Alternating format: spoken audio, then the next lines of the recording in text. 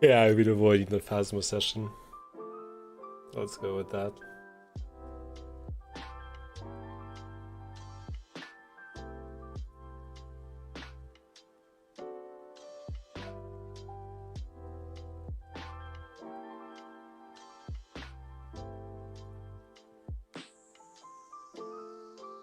I want to see Dario.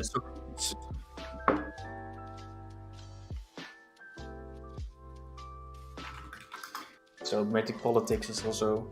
Oh, there we go. We got Socrates. Hey, But you still Poggers. got you still got the globe. yeah, I kind of like it. You like the globe? Yeah. What's the I like debate the about? globe. Globes are based. Something Yeah, it's funny. eugenics. It's like, haha, what if this were the Earth's shape? Hey, blobble wobble. Wouldn't that be hilarious? Yeah, expect one, get two. Get two for the price of one. So Is that- in that no, case, we will once like Mythic Politics is here, we will going to start. Also, thank you for the follow. Thank you. Yeah. Let's see what he's. Oh, are we I'm only are we, okay like, with live eugenics now? when it's on a Voices? French Yeah. person. Oh, okay. All right, cool. We all definitely see if we're gonna 5. say Yes, anything there's bad. 5. Oh no, okay, no, never mind. I thought you were Yeah. meaning about something Oh. else. Blah blah blah. No, yeah, there's 5 people. There's 5 once people name here. and it's on, Yeah. it's all leaked. You're right. What? No, I only leak your nudes. Okay. Hey, whenever we're gonna be on this thing, just assume that people are alive. Danger. But otherwise, Elysium, what were you gonna say? I'm curious. Yeah, what gamer words were you gonna drop today? Well, Oh. we don't do that. What do you mean? Do you guys want to see the new technology? You guys ready for this? Are Uh-oh. you ready for Let's this? do it. You ready for this? Look. I'm actually not ready for it. Oh my god, he has hands! Whoa. Oh my goodness! Look at that. Yo, Mythic What the Politics. fuck? Thank you for the rate of 31.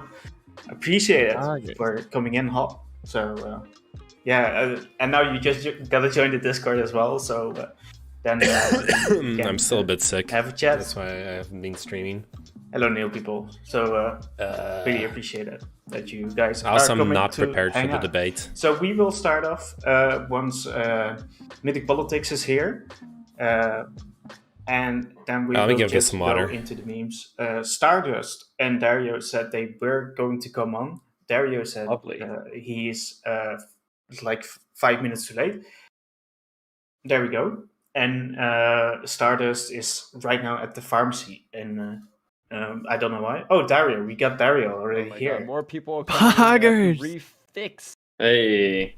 Hey Dario. Hey. Just speak from your heart, yeah. Oh, So the hell. Oh, you look got at there's that. too many people. Dario, he's alive. Dario, You hear me? welcome. Hello? Hello? Hello. Hello? Hello. I like the Yeah. haircut. I like the shirt. So thank you guys for all coming to hang He's out. really isn't So all that now without the it's just chain. Stardust, Yeah. to do the podcast. So Stardust is a little bit late. So but we will start it off. That being said, like I want to welcome you all for joining, because we got some stacked panel, and I really appreciate it. Definitely the guests. So that's Stardust. Only the That's- guests, not the chat? the chat is the third. Just wait for it. Shut the fuck up. Don't debate me yet, Dario. No, just kidding.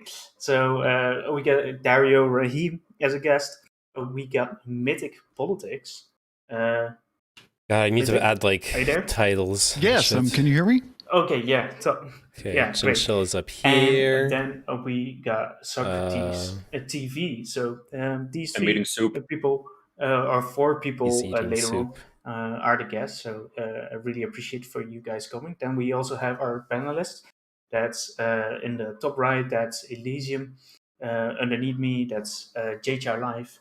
And Yeah, I need to right change this. next to Mythic Politics, that's Neyman. And so these are all streamers. So Socrates. yeah, they all stream except like TV, Dario I and think is Elysium for his some channel reason. name. But Sometimes. Streaming. You are acknowledged, Blob. yeah. But yeah, thank you all, and thank you, chat, for being here, right, Dario? So let's start off in that case. The topic is eugenics, and every week we get like one topic that we're gonna address, and this week's topic was coming from Elysium, and the topic is eugenics, and the how he phrased the topics was what should be the limits of eugenics and what is eugenics. Second topic is how should liberals engage with genetics, or liberals slash like suckdams or whatever, people that are not fucking racist. So there you go. Wow. So yeah, engage with eugenics. Assuming a lot from your guests, I see. Yeah, I'm setting some bars, So yeah, and the problems in a responsible way. And the bonus meme, the third topic, is how to confront race realism. So I will, how I'm going to do this is like I will give Elysium the floor to introduce the topic and basically make an opening statement. And after that, everybody can just basically go ahead and talk, because I don't want to do with like 8 people to like 8 opening statements. It gets a bit too much. Preferential treatment on the panel. Only Elysium gets an opening statement. Okay, I see Because- how it is. Yeah. I see how it is. I see how it is. Because Elysium gave the topic. So if you come on more often, Dario, and you want to provide the topics yourself, you can do so. Yeah, Elysium's So a there you big go. eugenics enthusiast. So, you can tell. But Yeah. Dario, go ahead. No, Elysium, go ahead. So several months ago, water. there was an article in the New Yorker called "Can Progressives Be Convinced That Genetics Matter?" About Catherine Page Hardin making a new book called The Genetic Lottery. So kind of following the long-term prediction that like blood sports is going to come back after all the lefties are over. This is interesting.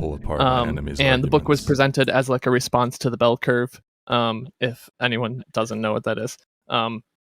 And Hardin has been Yeah, thanks involved for the in follow. like previous articles responding to the bell curve, Edward. and also like a back and forth with Sam Harris when Sam Harris had Charles Murray on his podcast, if people remember that. So in the book itself, it kind of largely like brushed off the bell curve conversation because the field of genetics has kind of like moved into like GWAS and stuff past the like IQ comparisons. So GWAS are genome-wide association studies, which is like correlating individual areas of the genome with some measurable characteristic in the real world, and then giving scores based on them, calling a polygenic score for complex genetic, or for phenotypes that have a lot of genetic attachments to them. Anyway, okay. And the brushing off part is that, since populations vary in their genetic variation and frequency, GWAS are only useful within the like ancestral population of groups, which we can call race for simplicity, even though that's really not a perfect overlap term in a conversation. But it doesn't work between races, so you can't like make racial comparisons with GWAS very well, or at least not at all in the current frame of stuff. Okay. So polygenic scores are useful mainly right now for people of European descent, but not for other races. And the book does go into the implications of that. And instead of the response to the bell curve more, it goes into eugenics and what that means to social policy and how we move forward as liberals with eugenics. So that's hopefully where we can do more of the conversation. Okay. I use planning on giving. Go. Could you, in that case, could you address like the first topic we had, giving you Yes. your introduction? So genetics is typically, or the definition on Google is the study of how to arrange reproduction within a human population to increase the occurrence of heritable characteristics regarded as desirable. And the only like addition that I want to add on to that for my opening when I'm talking about eugenics is Hardin brings in like anti-egalitarianism into like her definition of eugenics often, which is about having like superior and inferior persons and that hierarchy justifying inequalities in the distribution of freedoms, resources, and welfare in a society. So it moves eugenics a little bit away from strictly being reproduction to also the distribution and hierarchies within society. So in regard to that, that's like kind of what is eugenics to me in this conversation. We can go more into that and modify it, and then the limits of it get complicated because it's really like what is our goals, and we are trying to avoid compulsion seems to be the real limit in my mind. Okay. So who wants to start up? Sure. So I've got just a quick take. So the U in eugenics comes from the Greek, meaning good. So I'm for it, obviously. I'm for good things. I think That's a the good real kind of like dangers that people point to is that there's already people making kind of bad arguments, grasping at whatever straws they can, making up pseudoscience to kind of justify racism. And we have the kind of additional problem of when it comes to kind of metrics like IQ, these are either debate over. kind of explicitly set up along social lines, or they happen to be affected by kind of social lines. So experiments have showed that just being poor decreases your IQ, and it'll come back up if you're in less dire straits. So I think in general, the main hesitation is just people are afraid of any more data or evidence coming out that could be kind of twisted toward racist ends. And then the question is like, what positive things could we use this information for that would justify kind of generating more data that could be used poorly? What are some good things that we could do with it? Can I just give a definition of eugenics, and I want to hear if everybody here agrees. Sure. Right? Sure. Yeah. So I think in the way that I see it used, at least in online discourse, I would say the word eugenics loosely sort of is defined as I want to be as edgy as possible while making a relatively milquetoast point that most people would agree with, right? Can we just agree that's what people generally do when they talk about eugenics? Like seriously, I feel like whenever people talk about eugenics, they could just as easily just talk about sort of gene editing out like diseases like cancer and whatever, and like that covers like 99% of the discourse. And that's honestly just the thing that I'm angry about. I don't know whenever where see people Dario's bring from. up eugenics, because like whenever you bring up eugenics, you have to know like what's going on in most people's minds. Like what they hear is Nazi Germany, like trying to get rid of like fucking black people as a race, or like Jewish people or whatever, and like or using like the IQ memes or whatever as you described, right? That's what most people think when they hear the word eugenics. And I think most people, I hope everybody here in the panel agrees, that's probably a bad thing, right? So like why can't we just use like say like, hey, what do you think about gene editing to make sure that we can say in the future or now even say like, oh, we can get rid of cancer or get rid of like certain like really harmful diseases that everybody can agree is like objectively bad. Like why can't we just say that? I agree. I agree to a certain extent, but I think it's interesting that Elysium added to the definition of eugenics this kind of indirect eugenics. If I understood correctly, like, correct me if I'm wrong, Elysium. But when you were talking about how you want to include in the definition the distribution of wealth and distribution of power in society, you're talking about more in like indirect eugenics, or how those distributions will then affect the reproducibility, I guess, of individuals.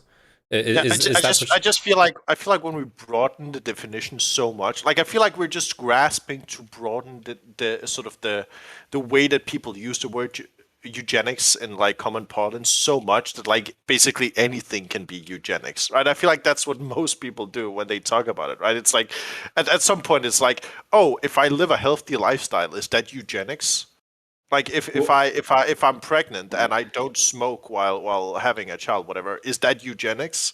Like I feel like that's silly. Like I don't know. I think this point is addressed to Elysium, so Elysium, you can respond. Yeah, I understand what you're saying there. I think, at least for me, my biggest association with eugenics, because like alt-right people don't really matter. I totally agree for the most part. Like I think most people have a bigger like association with like Gattaca and like dystopians. What? Do you know the movie Gattaca? No. It's It's a just great like film. you have a gene test as like your status in society, and like the availability of jobs is all genetically based and stuff like that. So I think like that's the bigger association with eugenics like modernly. I don't know, bro. I feel like if we do a poll on Twitter or like anywhere and ask like, well, what do you associate with new eugenics? And you do number one, Gattaca or whatever you said, or number two, like Nazi Germany. God, I fucking hate having I COVID. bet a lot of money. Most people would say Nazi Germany. I don't know. Sure. I mean, I guess that's fine. I think there's not as much chance of like eugenic policies becoming a real thing then, like, because yeah, I think it's universally like we're kind of moved past that era. Well, Elysium, what Dario's getting at, because it's Dario and he likes to play the semantic games, okay? For people who Wow. didn't know or Wait, kind wow, of is it forgot, okay? semantic? Okay. All right. All Dario's you, an trying to do anti-semantic? is just move away from eugenics and instead prefer using words like gene editing. I kind of get where he's coming at, because eugenics, Exactly. even like under the definition that you gave, also includes, well, literally like committing genocide in order to wipe off a group of people who have genes or characteristics that are otherwise known to be undesirable within the society. Like, that's literally why he's bringing up Nazi Germany, and that's pretty much like where the origins of eugenics came from, because they deemed a certain groups of people undesirable. So then, like, Yeah. And kind of like moving away from that definition that's so broad, and also includes like such atrocious crimes. Like, yeah, wouldn't you rather just use the word gene editing from now on? Like if you present it to somebody and you're like, hey, I'm gonna talk to you about this new concept called liberal eugenics. What do you like? Do you think you're gonna have a better reaction, or you're like, hey, they found out some cool new science thing you can do in gene editing, which makes it so that people don't get cancer anymore? I promise you, they're probably gonna be more receptive if you ever approach it that way. Sure, I don't know. but I don't think anyone should be or is advocating for liberal eugenics. I think like once something gets classified as eugenics, it has a negative connotation inherently. Exactly, right? But that's what I generally like. Fucking Know Nothing had like the fucking meme on Twitter, like, you all know Nothing, right? And like he did like 3 years ago, he started the liberal eugenics meme or whatever on Twitter. People still clip that shit at him because it was such a stupid like thing to say. Like even if you think like what you're advocating for is a good thing that most people would agree with, just like phrasing it in the most like edgy way possible. I mean, it's just gonna ruin any actual discourse on the topic. Yeah, I don't think anyone Okay. should frame something as being eugenic. Eugenics should be viewed as bad. I want to let mythic politics in, and so go ahead. Oh, I just want to say real quick in regards to people like it being a meme for that liberal eugenics as like as a trope or a meme. I literally watched a conference last night that happened in 2004 where a bunch of scientists and ethicists were basically discussing it. And this guy basically looked like he was creaming in his pants to get out this novel idea he had about neoliberal eugenics. That's literally a thing that he was promoting. He wanted a free market eugenicist, not a coercive state model, not a racist implementation of it, but a free market implementation of eugenics, i.e. designer babies and other novel healthcare biomedical applications of it. So they wanted basically to financialize it in the free market type deal. So that's a thing that exists in the scientific community as far as I'm aware. Sure. Yeah. Is that something that like should be considered desirable within liberalism or not? No. I don't think liberalism is desirable at all. I'm a communist. So I don't really, I'm curious, how liberals think about it anyways. I think broadly, in lieu of an introduction, I do a lefty political stream. I think broadly extricated or removed from the bad application of eugenics past, right? I.e. the persecution of Jewish persons, Romani, the using like phrenology and race science to marginalize black people. I think that the broad goal of improving the human genome, especially of stuff like congenital disorders, like just I compiled a little list of things that are screenable that you can remove, such as dystrophic dysplasia, Noonan, Hutchinson-Gilford progeria syndrome, Turner syndrome, Pfeiffer syndrome, cystic fibrosis, Tay-Sachs, Down syndrome, progressive neuromuscular disability, genetic indicators of autism spectrum disorder, which is a screenable thing, and the correction of a pathogenic gene mutation in embryos. Things like that, I think most people can agree, don't meaningfully change a person's character, i.e., they don't necessarily infringe on ableism because there's something that's a chromosomal or genetic error that can be fixed, and it doesn't really affect a person's personality in the way that like deafness or in some other, even deafness being a congenital disorder in some cases, where it doesn't exactly encroach on ableism, but it's things that can meaningfully impact and increase the net utility of humanity. And the metric I view society as, I think that happiness is sort of fleeting. We can't really do a lot about that. But if we can make the net dignity of humanity go up, I think we're doing a good job. And I think that using technologies like CRISPRs to fix some of these congenital disorders, I think, are a good step. So broadly, I would say that eugenicism can be ethically good as long as you have morals and ethics in what you decide to use it for. Yeah. So okay. Also, welcome Stardust. So just to catch you up, we were talking a little bit about like if we should use the word eugenics instead of, or we should use another word instead of that, like DNA altering, or Dario, how did you phrase it? I just said gene editing. I think Gene editing. eugenics is by definition, I think, in the way most people use it, I think that's like a negative word, like a negatively loaded word. And I don't think that's a battle worth fighting. And I think you just need a new word, or just say like gene editing or whatever, or be more specific about what you're trying to achieve. I think that's going to make for better discourse and Hey, make it easier to push the policies that I think Yeah, I'm most people feeling would better agree with today. anyway. Yeah, I think that's Still probably feeling true. sick though. Still feeling If I could shitty. just quickly describe, so for people who are less aware, I think the reason that Gattaca was brought up is because that's actually a perfect example of kind of liberal eugenics, which is that there aren't kind of groups of people that are systematically oppressed or kind of systematically removed from the gene pool. But what does happen is that the kind of economic stratification of society gets kind of written into our DNA, right? So if you have some group of people that's systematically fucked over in the United States, then what happens now is like if you are through policies able to fix that situation within a generation or maybe within a couple of generations, those people are just as healthy, potentially just kind of as up to the nominal level of your society as everybody else. What can happen with gene editing is that you can really kind of concretize. I mean, we're not at that point. It's a little bit sci-fi right now that we can actually like make people smarter, healthier. There's those specific kind of genetic diseases that could be traced, and even right now, people can just do genetic tests and even weed out embryos that have those. So parts of that are just totally achievable right now, and I'm sure there's people doing that to some degree. But the danger is that although we could make the population net healthier, if that's done in a very imbalanced and unfair way, that there's really unfair access, then you can kind of concretize those inequalities. And the other thing to touch on, because you mentioned chromosomal aberrations and congenital deafness, there are discussions, for instance, within the autistic community, within even the deaf community, of whether these should be really considered diseases or disabilities.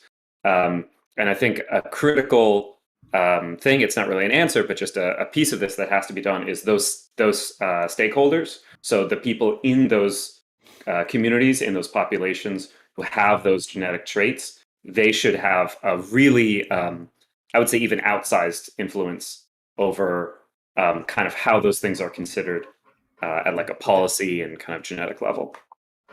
Yeah. So I wanna let's start us in. if she wants to chat about this. So welcome, Stardust. Sure. Thanks for having me. I'll have my camera Thank on you in a for second. yeah.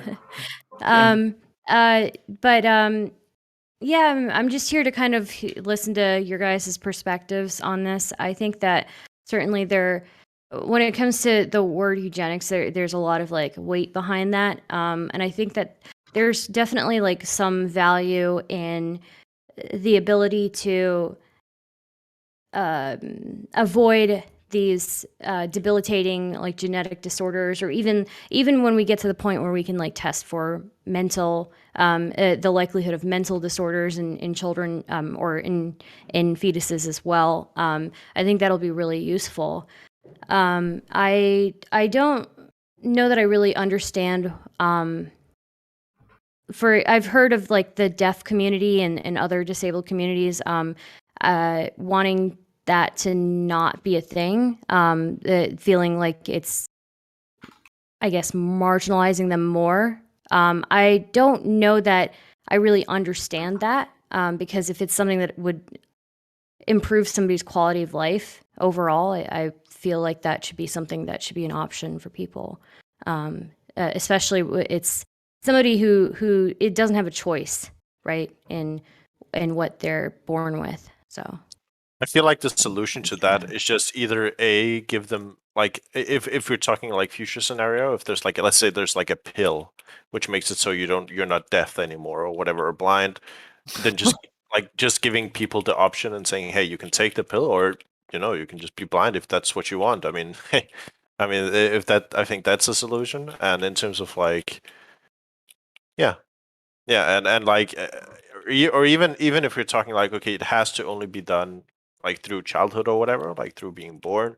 I feel like something like being deaf or being blind or whatever, like if these people, like if they grow up not being blind and they want to be blind, I mean, there's always a solution to being blind. I mean, I don't know. yeah, yeah, I'm What is not that sure solution? You Gouging can just out your poke your eyes eyes is what he's out. Yeah, saying. if that's what you really want. I mean, I don't know. So if I Stardust. wanted to be blind, I could poke Start- my eyes out. Yeah, Stardust. You wanted to say something? Yeah, I don't know that I understand it. And maybe I'm just being ignorant about it, but I just don't. I don't understand why he would want to improve the future quality of life of somebody who hasn't been born yet, I guess. And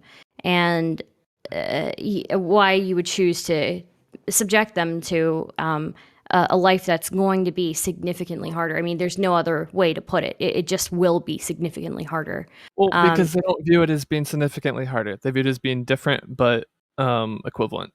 Yeah. If we're talking, Yeah. especially for like the deaf community. So like, Yeah, I think they're equivalent 100%. It's just it is a harder life by all means, right? So Yeah, This I is think how I just understand just quickly, so just a danger with that Yeah. argument taken on its own is that there's any number of things that might make life harder. So being black or being gay or being trans Woman. would make Oh, life that's harder true. in our current society. Yeah. So Being on its short. own, that's not quite enough. I would say. Yeah. That makes sense. Yeah, I could see that argument, but then I would, I guess, counter with this might, I don't know. I feel like I'm getting into spicy territory, but I would You stole my argument. I was would gonna counter say with it. Oh no. being black or being gay is not something that's like impairing your ability, like your abilities in the world, right? Yes, it may be a harder life, but there's not like a physical impairment there. Well, So, sure. I mean, sure. You can say like you can say like being a woman can impair your life, like your opportunities in life compared to like being a man in many places in the world, right? So I think a better argument or a better phrasing maybe of that argument is if the impairment is external versus internal, right? So we can say black people in society are externally impaired because other people put upon them an impairment in virtue of them being black, right? But we wouldn't say being black is in and of itself an impairment in life, in any way we can describe, right? So I think that's the distinction where we can say, well, being blind is in and of itself an impairment in life because you can't experience like a lot of what it means to be like a living human being, right? But also there is discrimination from others, right? And while we can seek to remedy the discrimination from others, we can never inherently remedy the fact that you are blind, right? You're missing a sense, one of the senses. Mhm. Yeah, I Elysium. also like. Oh. No, go ahead, Nate. I was just going to add, like I understand from the perspective of disabled people an argument I've seen, which is that they don't want to be perceived as something that has to be eliminated in society when it comes to this question of like gene therapy or whatever. Like I understand that sentiment, but I also just find it very strange to want to.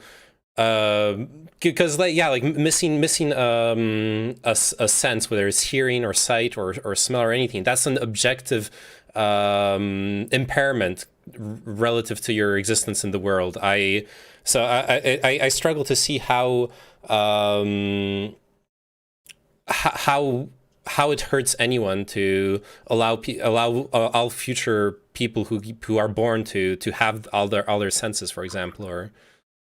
Well, sure. So I think there's two different arguments there. I think one argument is that, and one that I can empathize with to some degree, right? So if you're today a living person who is blind, let's say you're an adult, let's say you're 30 years old, right, and your entire life you've been blind, that's sort of how you get around in the world. Like those are the communities that you're a part of. Like that's part of your core identity is being blind, right? So in that sense, if we're talking about, well, what if we can snap our fingers and say, well, everybody who is blind is now forced to not be blind, right? I would say that could potentially be something I would disagree with, right? But if we're saying, well, any like future people, like future people or even people who are alive today, if they have the choice of not being blind, then I would say that's objectively a good thing. Mm-hmm. Yeah, I think it's If really they have easy the to point at like a couple of things and say that, hey, these are pretty objectively bad no matter what context, right? So things like disease, blind, deafness, whatnot, because it really does impair your ability to do Let's not other things agree as on it as well. well. No, I don't agree with that. You don't I agree don't. with that? Interesting. Yeah, I think it's yeah, a I lot. don't. I think that's a lot more objective. Like we could say instrumentally, that is a lot more worse than say other characteristics such as like maybe a specific gene that increases your IQ or a specific gene that like changes your skin tone or whatnot. So then, kind of I don't. piggybacking on the Gattaca. Oh, can I? hold on, Can I wait? okay. Can I just push back on No, the? you can't. No, you Well, can't. fuck you, can Joe. push back Fuck you, Joe. afterwards. Okay, listen. Okay. Fuck you, Okay. Chow. Okay. Oh, all right. It's Jay Chow, by the way. Okay. Jay Chow. So picking back on the Gattaca thought experiment, I think it's kind of sus how, you know, in that movie, for people who don't know, spoiler alert, haha, I don't care. There's this person who wants to be an astronaut, but they really can't because they don't have the genetic makeup that's desirable for them to actually be qualified to be an astronaut. So then they have to like kind of like fake their tests and whatnot in order to go to that occupation. What that kind of reminds me of is like, say in a future scenario, if I were born, but my parents decided that to like curtail my genes to specifically be for, say, like, I don't know, a chef. But I don't want to be a chef. Instead, I want to be a gamer. Parents, why didn't you give me the gamer gene? And then that kind of like completely No fucks APM over genes. my pursuit of happiness. Like that's the thing about liberal societies, right? Is that we're not here to optimize happiness. We're here to optimize people's ability to pursue happiness because we believe that happiness isn't really something that objective. People have different views of happiness or what it is to be happy in life. So I feel like when we introduce even like gene editing, it's like just throwing out eugenics as a whole, it kind of gives a lot of power from like parents to determine the destiny of people, and I'm kind of not for that. No, I don't like that scenario. I want to be the gamer. Okay, don't give me this. Yeah. Don't give me the Master Chef gene. Okay, so gamers again, most oppressed class in the world. True. So there we go. True. So Dario, you wanted to respond, and Yeah, then I feel like Medic. I just feel like you contradicted yourself, Jay Chow. In what you said, right? Because you said, well, What's first, so funny about my name? because you pointed out that I had to call you Jay Chow. Okay? Dario. I'm sorry. Exactly. Listen, you don't call me Dario Rahim every time you refer to me. Okay, so fucking. Okay, listen. I do. You want me to? Yes, thank Okay. you. And you have to. If you mispronounce it, you're racist. Okay. Okay, move on. I get your point. Okay. Move Okay, on. I'm sorry. Okay. So I feel like you're sort of contradicting yourself there a little bit, right? Because you open up by saying, well, being blind is objectively bad, right? But then you go on to say, well, actually, we don't really deal with like objectivity when we talk about sort of, well, do you want to be a chef or do you want to be a gamer, right? And I feel like the same can be said about being blind, right? We can say somebody who is blind today might choose to be blind in the future, even given the choice, right? And by that, you can say, well, the experience of being blind to some people could subjectively be better than not being blind, right? I feel like we can't say that's objectively better in that case. Okay, interesting. So my response would be, if there was a person who thought that their pursuit of happiness was to collect every single STD, and we were able to inject with them every single STD in order for us to optimize their happiness, would you be okay with that? Catch 'em all. Oh, those people are called bug catchers, by the way. That's the actual thing. No, but not with the gene, but just people who go out and get STDs. But yeah. I mean, Dario? depends. I mean, that depends on a lot of things. I would say. I mean, if we're talking like literally like zero cost to society, like we can just produce them like a pill, and then boom, you have all the STDs you want, and that's literally the only thing they want in life. And we could 100% say, okay, they don't have any mental illness. Like this is just what they want. Then yeah, sure, go ahead. I mean, I don't. If it's only harming themselves, right? I mean, if we're going into harm of others, then there's a different argument. But if it's literally just themselves. I mean, it's basically. I mean, at some degree, I mean, what you're just getting at is like, do you think people should be able to, like, euthanasia, right? Like, kill themselves or whatever, right? Like, given complete knowledge of everything, given complete consent, right? And I think so, right? I think you have to be for that. Okay, mythic politics. I actually forget what I was going to say, but I think in particular, I think Jay Chow is that the name Yes. we're going with. I heard that a couple times. I started believe them. yes, they said something specifically regarding the ability for a parent to predetermine what a child's aptitude would be, irrespective of what they would want to be. But if we're indulging in hypotheticals, wouldn't you say? But at the point that you've mapped the genome enough to effectively utilize CRISPR so as to inculcate or enculture the desire for that vocation or a skill for that vocation, you could also inculcate a desire for it through a various web of little genomic or little whatever edits here and there. Hypothetically, number one. And then specifically when you're talking about, you said that the goal of a liberal application of eugenics was to what? To increase the pursuit of happiness? No, that's not what I said. Okay. Remove the eugenics part and then just go for liberalism, pursuit of happiness. Okay. So what I would be concerned with RE ableism is that the way we would measure the effectiveness of eugenics in a neoliberal free market system would be in adding their net capability of interacting with it in a meaningful way so as to make money. I would be worried that the focus would be on focusing on a set of external or a set of internal characteristics which would better match the externalities of the superstructure. Well, I mean, I feel like in that completely case, do you're not just understand anything that you said at like the second part. The Yeah, superstructure, whatnot. So basically, what he's saying is he's afraid of the externalities would force people into doing one way or another, even though we feel like they should have the choice or whatever. People will I feel value making money, not anything else. Yeah, that's, exactly. That's what I'm saying. Yeah, that would be the modification. That would be the stamp that liberalism would put on the modification. That it wouldn't be for some high-minded moralistic ideals, but in the net effect where the rubber meets the road is you would affect them so as to better engage with the neoliberal free market is what would end up happening. Okay. But I feel like that's a separate conversation. Yes, but go ahead. There are polls and studies about what people would do if they had free reign, like free reign over the phenotype that their children could express after being born, and it is actually pretty scary. You get people like choosing their children's skin color.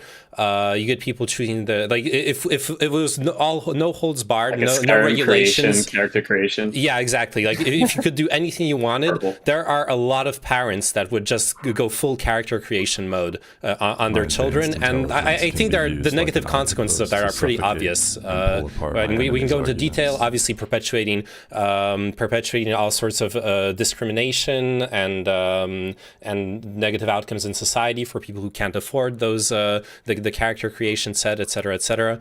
But the positives are that you could have a lot of babies looking like John Cena. I mean, yes, true. Invisible? That outweighs the negatives, obviously. Bing chilling. Yeah. So the issue with so just to make a little more specific, that issue with Gattaca. So the guy who wants to be an astronaut, he is qualified to be an astronaut. He's really good at his job. It's like an insurance thing. He has like a possible heart defect. Thanks for the follow, but off topic. And so they won't hire him. They'll just hire someone. Elections aren't the discussion here. And that's kind of the danger of these. Come back after the panel, and we can talk about them. These methods becoming really, really widespread and unequally, unfairly applied. Is that it'll be like, okay, well, back in the 70s, whatever, if you had a high school diploma, you're good to go.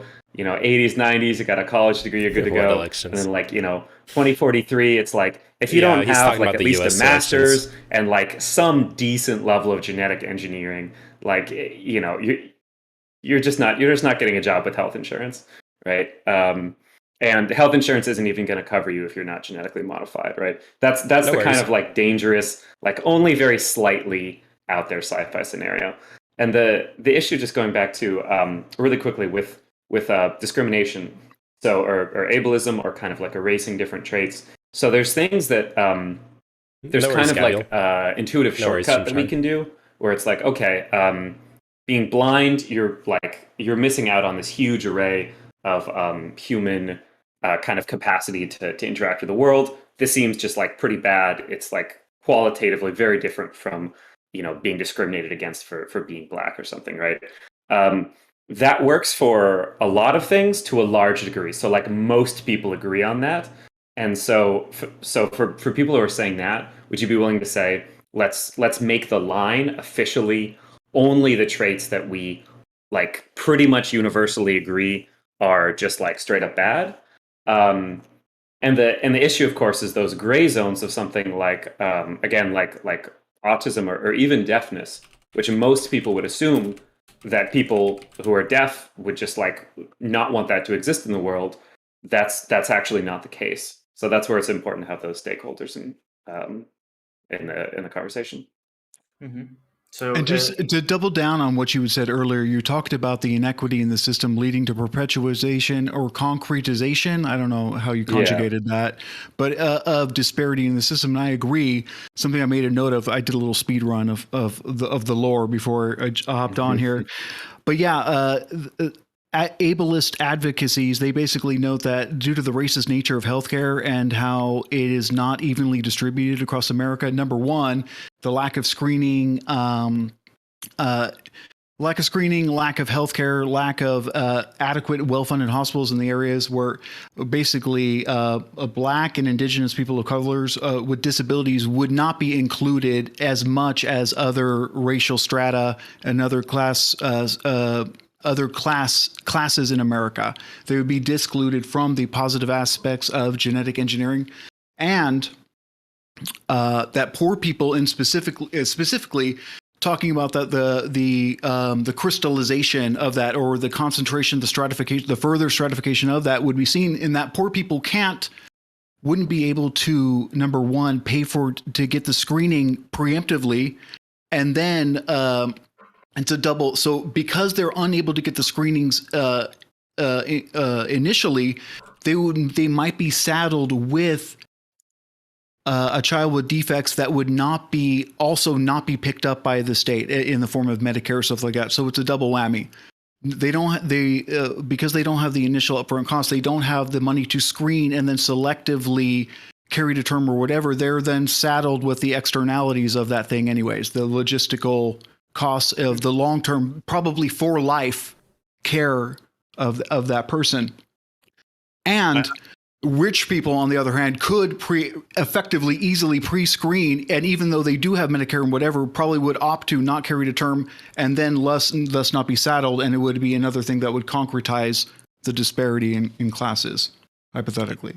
I feel like that entire discussion is on like I understand where you're getting at, but I feel like if you just look at sort of the discussion we're having, I don't feel like that's relevant, right? Because I can just say, listen, in today's society, we live in fucking capitalism, okay? There's already so many advantages being rich has over being poor that it's like just adding one more isn't necessarily gonna shake up anything, right? And like what we should be focusing on is just alleviating those advantages that currently exist with like being rich over being poor, right? So I don't feel like it's really like we can just say, hey, listen, this would only work in a future society anyway, right? It's not like we have this technology or like most of it that we're talking about, like the blindness or whatever.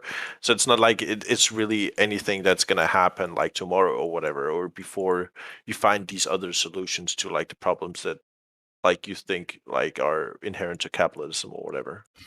Dario, I It's disagree. because Dario, number one is because you have a wrong hand. You think that eugenics is being edgy about genes, and it's not. Eugenics, like in the Galtonian sense, is about okay. But the problem is that it's above and beyond using CRISPR to modify stuff. There's positive and God, that was negative such a dumb eugenics fucking going on. take from Dario. Well, not necessarily anymore, but historically it has been used. It's irrespective of the technology. Eugenics can be a thing that's done in promoting the breeding between some people and He's not streaming Blob. between the others. It's literally It's literally That is what it is, literally though. the definition. No, it's literally the definition. It doesn't. Because it doesn't matter what definition you can find in a dictionary, right? That's the entire discussion we had at the start. Is that it's completely silly to look up a definition in a dictionary of eugenics when like 99% of people that you ever talk to are gonna disagree with that definition, right? Because when you say the word only eugenics, if we're having like an optics argument, which I don't think we have. Okay. Sure. to. If we have an Dario- optics argument, if we have an optics argument, I can definitely see where you're coming from in using a different word other than eugenics. But like if we're just talking about the actual idea itself. okay, listen. This is okay. So many people use the word optics in like these debates when it's not optics at all, There's right? nothing wrong with optics. There's nothing wrong with it. There's nothing wrong with optics, right? But this has nothing. My objection has nothing to do with optics, right? What I'm trying to convey is that we're talking past each other in terms of like the substance of the discussion, right? Because what you're bringing up in terms of these things, like these are not similar. Like we've already agreed to where we would draw the line in terms of like what. I don't think we did agree. So that was my question. So my question, my thing to have, I guess you and others who said a stand to is, would you officially state that the line should be drawn that only things that are nearly universally, so 95% within population who doesn't have this condition, and also 95% within people that have this condition, that they would wish that this condition didn't exist. Only conditions such as that should be like legal or ethical targets for this kind of genetic engineering. Is that where you would draw the line then? Could you give some examples? Well, wait. So the issue was, Socrates, that you cut me off mid-sentence, right? So what I wanted to say was, I don't think it's relevant for the point I was trying to make about Mythic Politics' objection to what we were talking about based off of like it being within the capitalist framework of society, right? So within the capitalist framework of society, and the point that he was making, I don't think it's That's from YouTube relevant chat the blog. objection he's making, and I'm trying to convey it because he's using the word eugenics there to be so broad and to convey a point about like it affecting everybody in society in terms of like how it would affect poor people or whatever. I didn't see the relevance, and I was trying to clarify, right? That's the Sure. issue. Well, it was the same point I was making. So I will take that charge and I'll throw it back at you that it's extremely relevant. Imagine that. So we can't do this literally today, but in 30 years, maybe let's say in 40 years, we live in a world in which Black people in America, by the standards that we mostly agree upon, are genetically inferior because of genetic engineering that's been unequally applied. We all agree we want to remove genetic diseases, and that's only been done within like affluent white communities. How does that make people genetically inferior? What? Well, by the standards that we as a society have agreed to. We've agreed that this should be done, that we would like this to be done. Only some people have access to it. I think that's a worse world in which this has been unequally. So what But about minorities that are having that treatment for sickle cell, the sickle cell disorder? I mean that would be something that would be like that affects minorities, right?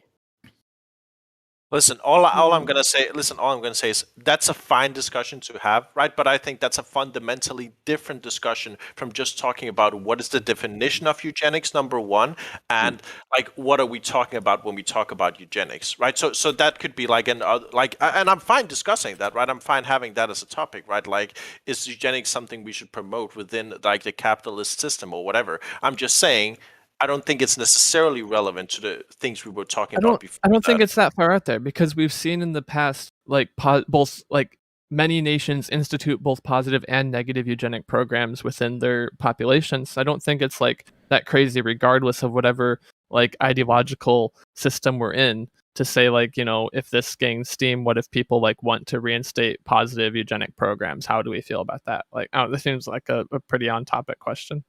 I also feel wait. Maybe there's like a language barrier happening because I feel like I'm just like I feel like you're just obviously not understanding what I'm trying to say, and I don't know how else to convey it. Right? So like Raheem, I would love to understand you. Sure. So talking about the definition of a term and how we apply that term is different from talking about the practical applications of that term within society. Do we agree or disagree? If we disagree, then I guess I don't know what to say. Didn't we move past the definition like sure, pretty let's fast? just establish let's establish it. We can. Do we all have a shared? Do we all have a shared, agreed upon definition of eugenics? No, obviously not. Because Obviously not. And if we don't, so we don't. don't. And what I'm saying is, if we don't, then we can't have the future discussions because every time he uses the word eugenics, I don't know what he means, right? I don't know if he agrees with me or not, or like what am I saying? Yes. Oh Jesus Christ! We said so early on we were talking about gene therapy. Like we said that early on. Didn't we agree on that? Yeah, but then Mythic Politics said every time what did he say? Every time you choose to, he said something that was like clearly not the point of what I was saying. He was bringing because you're arbitrarily deciding. Number one, it seems you're arbitrarily deciding that this topic was about defining what eugenics is, and it wasn't. That was just part of the opening statement. Maybe we got different topics. Maybe I got different topics than you. Yes. I think it's an element of it. I think it was established as gene therapy to avoid talking about really bad practice, like objectively bad practices, what should be the limit of murdering eugenics people and or what is whatever. eugenics? Okay. I see. Okay, that was okay.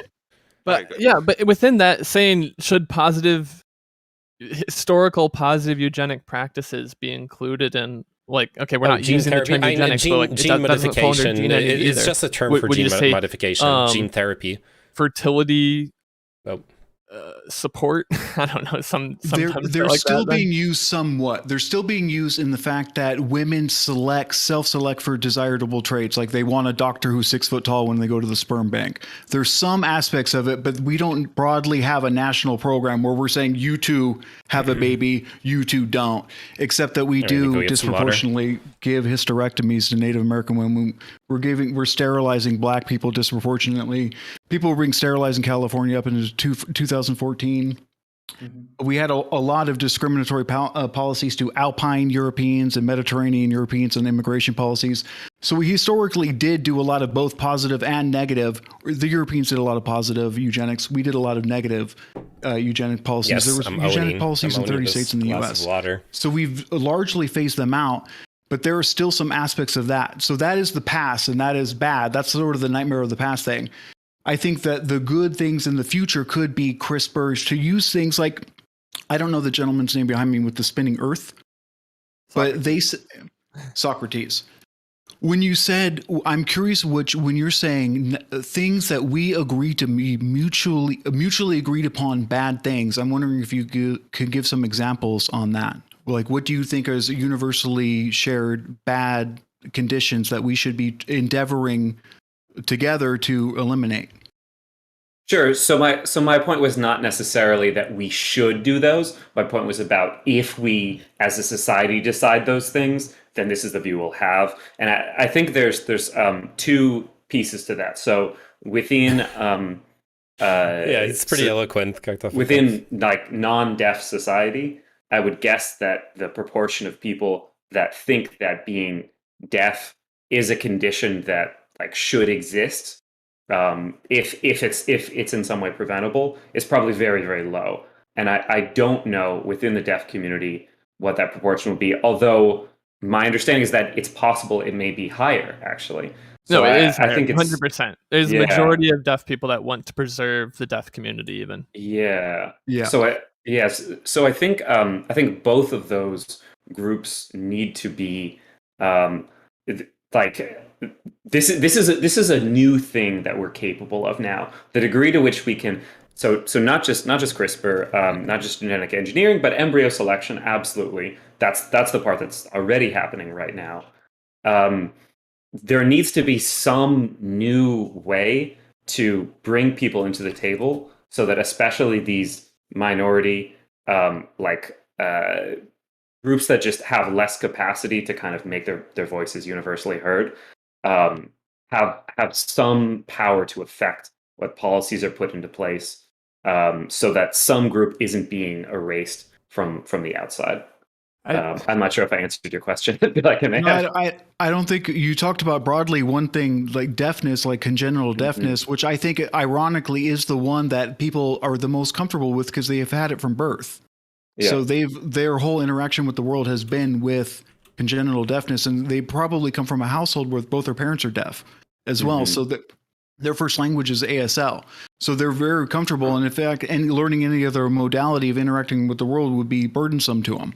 So from their point of view, it's not an issue. But as far as I can recall, that was the only condition that you outlined. But broadly speaking, what does the panel think about Down syndrome? I.e., should Down syndrome be a thing that should be screened and encouraged so as to not carry those pregnancies to term? What do we think about that? I know for a fact in Europe, they already do that. And 90% of people with Down syndrome, those pregnancies get terminated. In a lot of countries. So I personally I think that's already reality. But Elysium, go ahead. I think I have a hard time with the question on the face of it. One thing that I like that Jay Chow brought up a while ago is that like this really isn't or it doesn't seem to currently be a question of like what does society want. It's a question of what do parents want. And until like technology advances in some crazy way from now, that's what it's going to be, because it's all about embryo selection and embryo filtering essentially. So like raising a question of like should societies care about Down syndrome outsize a parent's decision if they want to have the chance of having a Down syndrome kid or not? I don't know if these two things even like really interact, or if they should interact, I guess I should say. I don't think so. Yeah. Right. And Well- that was the I guess that was the pushback that I was trying to get, right? Because I feel like there could be a lot of agreement, but I feel like there's just a little bit of disagreement which was like talking past each other. I don't know. And like Yeah, so I think there's like a subtle link between those things that does exist, which is that the societal conception of states of being as being diseased or being just like different from what is the mode. I think that societal viewpoint has a like a trickle down effect, but it's real, like not like trickle down economics. It's a real effect that causes parents to feel a certain way about their children, and then decide whether or not to effectively abort or to embryo select away those children, right? Because if you're a parent in a society in which it's stigmatized to, how would people feel about me if I decided to carry to term a child who has Down syndrome? If the society is like totally cool with that, and they're like, yeah, I mean, there are maybe some special needs that might need to be accommodated for, but we're capable of doing that and we do it, then that's just a normal thing. But if it's considered like irresponsible to do that, if you're considered a bad parent for doing that within society, this will affect parents' decisions. So Yeah, I think yeah. the simple solution to that is what I tried to conceptualize previously, which was the difference between internal or external sort of disadvantages, or call it whatever you want, right? So we can say, There's still well, mental disorders, right? Like what we like there's still like mental illness. That's something I would definitely like want the ability to edit out for. But can a government stigmatize or coerce people to not do that, or incentivize people to not do that? Where's the line there? Oh, okay. Let me just really quickly, because I think this might be where we're getting tripped up, because there's policy and there's kind of social conception, and those are two different avenues by which this could be affected. I didn't really have like just one that was for myself kind of on the table as being within the discussion, but I bet that's where we might be getting off track sometimes when it comes to what's going to be. I think within any healthcare system, if it's always just in the context of doctors advising or informing parents of their like embryos' chances for things, I don't really see a problem with that. And I think it's up to people what kind of lives what they to want do to with have. that? Yeah, I Between think the doctors and their patients, yeah. I agree. So like I think the bigger question there is like, if healthcare is a government run system, hopefully which will come in the United States pretty soon too, how much of like an adverse incentive does the government have from like the top down level to advise people in more cost beneficial ways for them, versus having like very strong disability protection laws that accommodate all sorts of people in life. Okay. So, in the strategic interest of the state, they probably have a lot of incentive to have a population that has like the least amount of disability, the least amount of mental illness, the least amount of anything, quote unquote, bad, right? But at least within the United States government, with how I understand it, or how I ideally want it to be, which I think is how it is right now, is that the state recognizes that there are some individual liberties that are so important that we must protect, that even if they do conflict with the strategic objectivity, incentive, or whatnot interest of the state, we still let it by. So kind of how I want to maybe in my mind approach this is that there are like three categories of what we can do when it comes to like maybe gene editing. There's one category to say like, yes, we can. There's another category saying, no, you can't do that. And then the third category is like, okay, well, you could do it if you want to. And I think if we just had those three categories be really solid, then we wouldn't really have a lot of problems. And this allows people to, if they have the choice of like wanting to gene edit their offspring in this way, they're allowed to do that. Okay, by your means, that's your liberty. But then we also have to, at some point, draw the line of saying like, no, you absolutely can't do this at all, because it's just like I guess, like really bad when it comes to conflicting against like liberal values in of itself.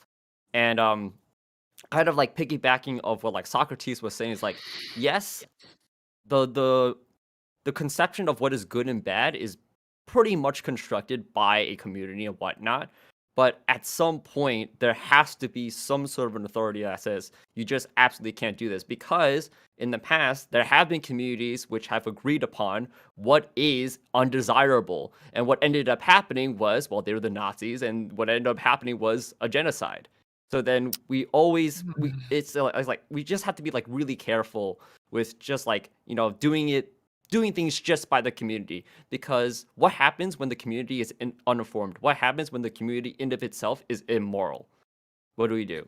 Well, Yeah, I'm that's sorry, pretty you, bad. you said that it's important for there to be community, that it's not the community dictating what's right and wrong, i.e., I would say there has to be desirable both. traits.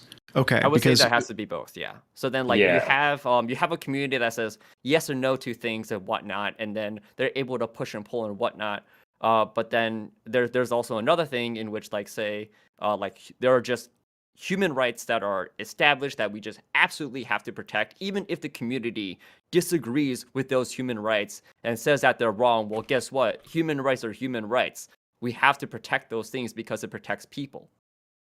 Wait, so I think there's like an important piece of what I was saying that's really critical to include, which is that there's actually two communities, because there's the community at large and there's that particular population. So Nazi Germany, it wasn't like, okay, well, the Nazis made their arguments, the Jews made their arguments for whether Jews should exist or not, and the Nazis had more compelling arguments that Jewish The Nazis had Jewish more DNA compelling shouldn't be arguments. included You heard within it society. here. That it's not good, and the Jews were like, Clipping. yeah, you're right, we agree, right?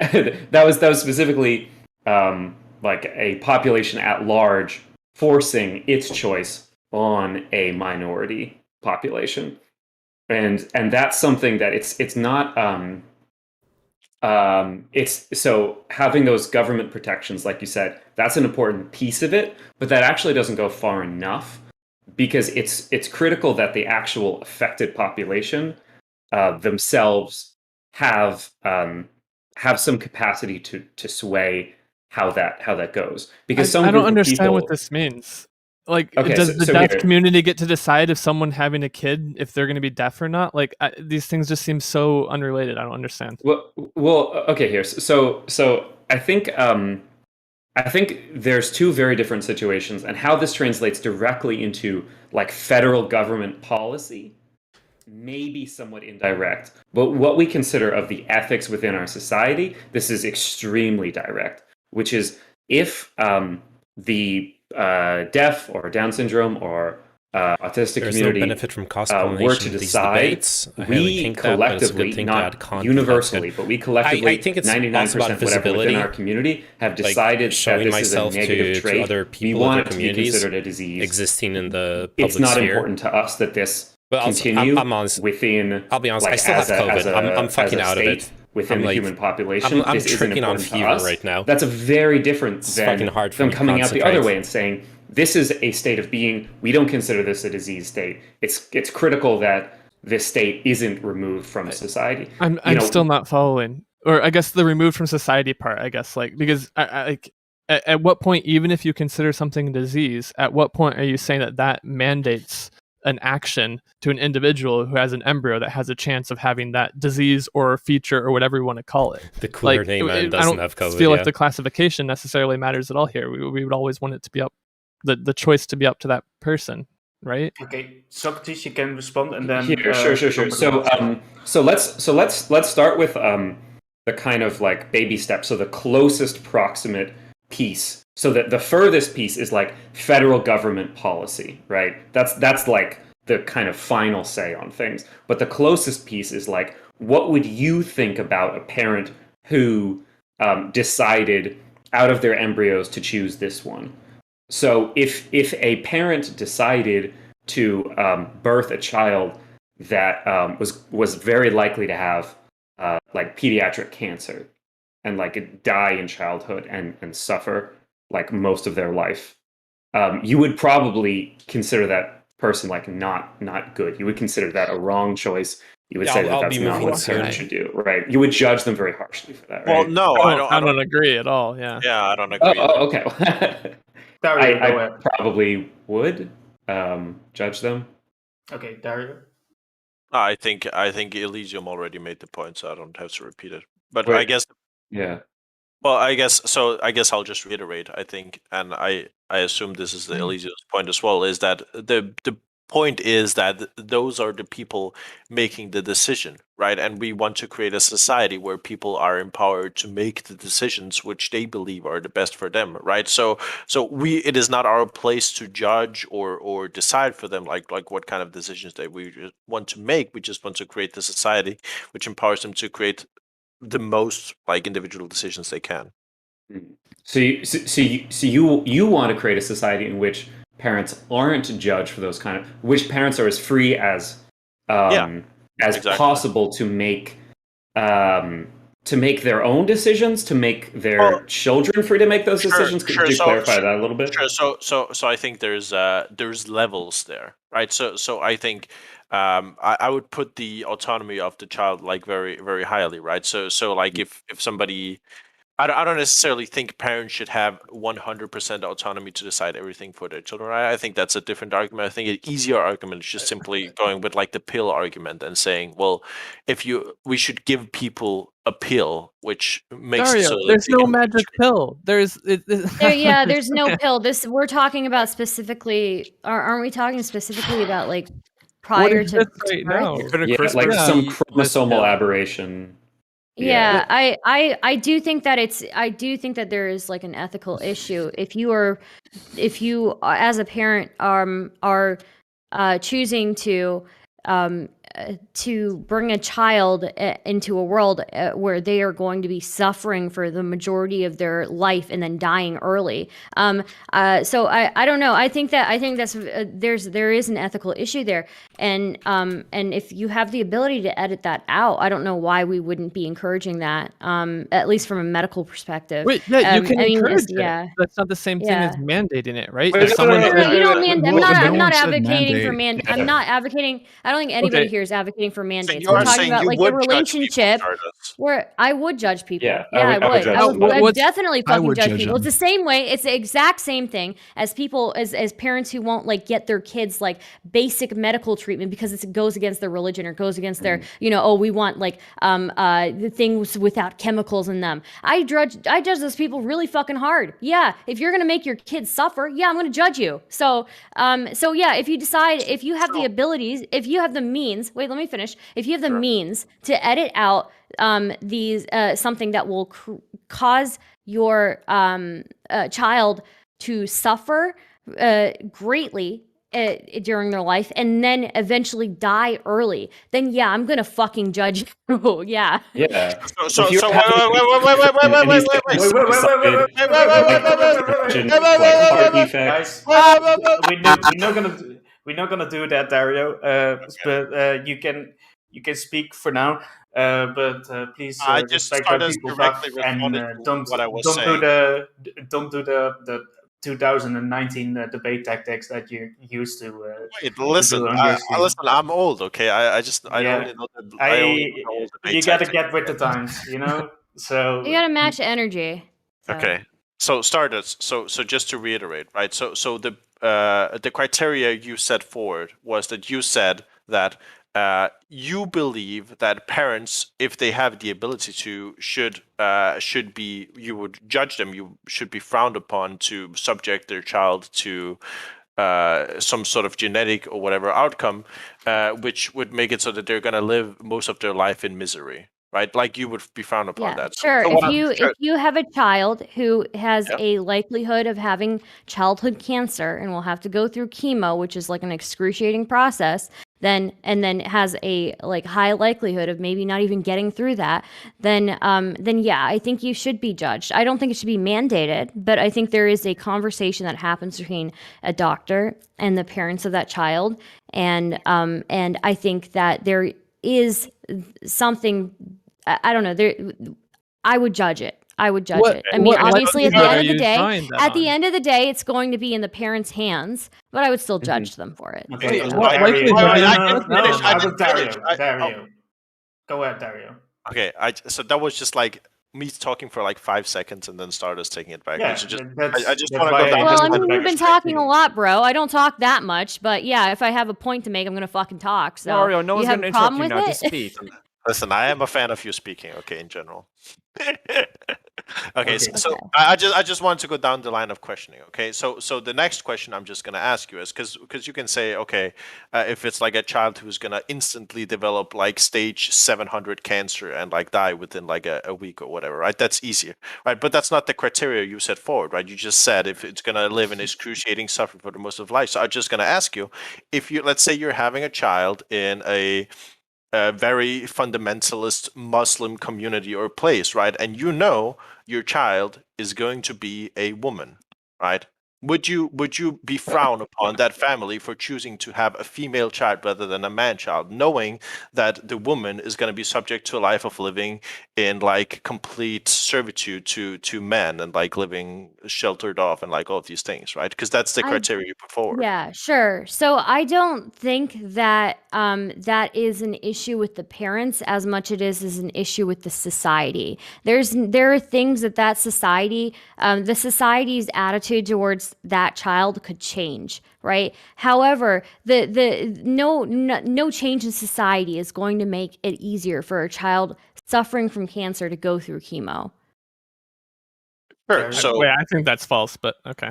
okay, Dario. so Obviously, healthcare changes could totally alleviate. Oh, or sure, make those healthcare decisions changes, but harder. we're talking about society. There's a difference between Yeah, healthcare same. changes, Okay, what's part of technology society? changes. Wait a minute. Yeah, okay, no, that's not part of what I'm talking about. What I'm talking about is societal attitudes towards women versus All right, sweet dreams, medical Bob. technology I'm not even talking about advancements. medical I think advancement. there's a clear difference here. Well, what we're talking about, what Dario and I are talking about, is talking about societal attitudes towards women, right, in a specific society versus medical advancements. And if the advancements in medicine, sure, if the advanced medicines are in that, like, children don't have to go through this excruciating process and then eventually die like early, like then sure, yeah, maybe that would be great. But like that's not what we're talking about. We're talking about the specific scenario in which a woman is born into a society that is not looking at her favorably. I don't think that there's a case to be made there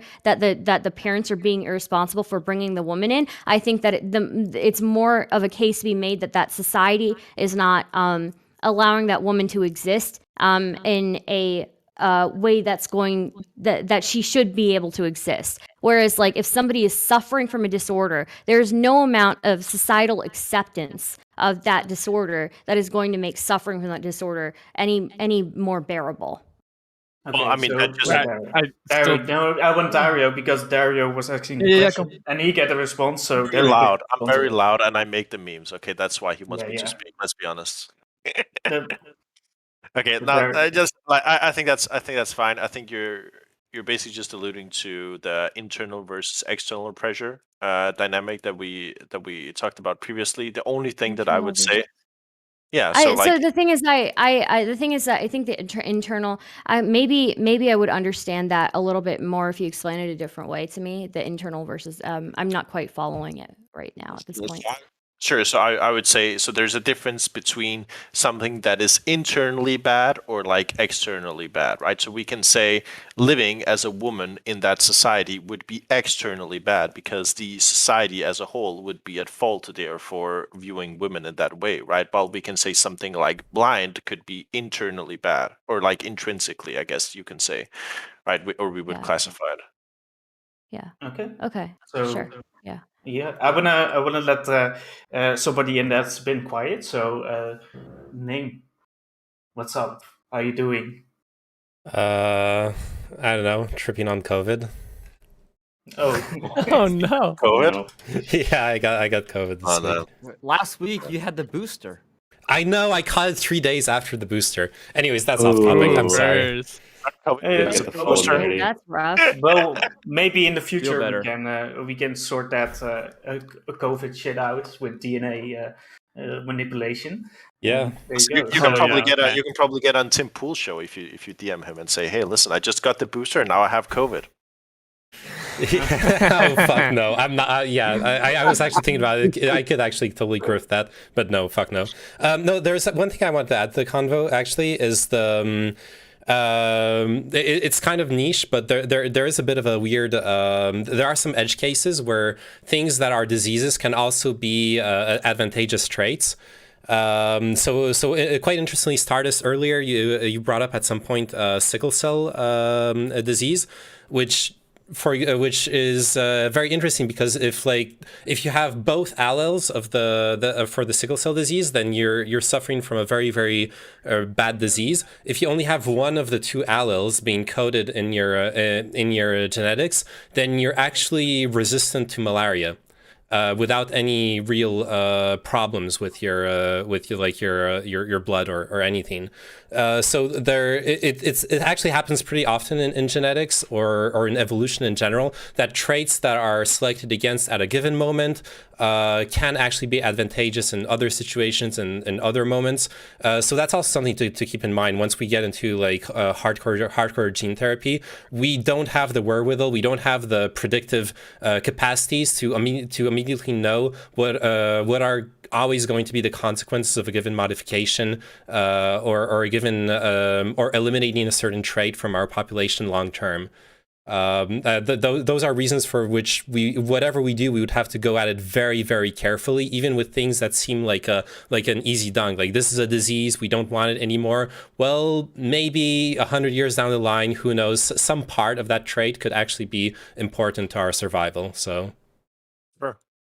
Mm-hmm. Yeah, I think this is an interesting kind of different area to explore that's distinct from what we've talked about, which are what are the societal consequences of the availability of this technology, let's just say to parents. Should a parent be able to look up in PubMed, hey, here's some alleles that seem kind of cool, like, hey doc, I saw this allele advertised on TV, can you put it in my kid?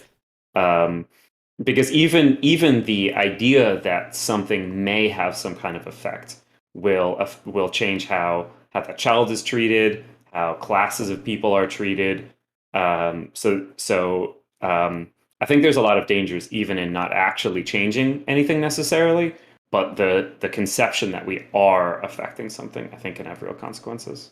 What do people think about that? Name, do you want to respond to that? Name? Yeah, I know we talked a little bit about I feel like we talked about societal consequences when we were talking also about like what would happen if people had a free reign on like parents could character create their children. That was also opening up this discussion, in my opinion. But yeah, there's that. There's the it is one of those things where I struggle to see any sort of near future where we can just like open up a catalog, like you're saying, or ads on TV or whatever, and parents are like, I want this, I want that. I feel like there would need to be a lot more research and a lot better understanding if we were to go into that responsibly, to curate a catalog of traits that many people could choose, if we even want to go there. I personally, on principle, would be against any cosmetic traits, for example. I think that's like opening a rabbit hole that's really problematic in many ways. I don't even think that has to be problematic very much. I think this gets into, there's a very big distinction between like what traits are socially valued and like what makes a person valuable. And I think this gets into like approaching like a very basic egalitarian system of like everyone is a valuable person innately, and like social value shouldn't be conflicted with a person's value. Well, the weird part is like standards of beauty change over time. Also, our current standards of beauty have certain aspects of prejudice embedded into them at the moment. So maybe if we were starting off from a standard of beauty that in and of itself was, for example, didn't have components of racism built into it,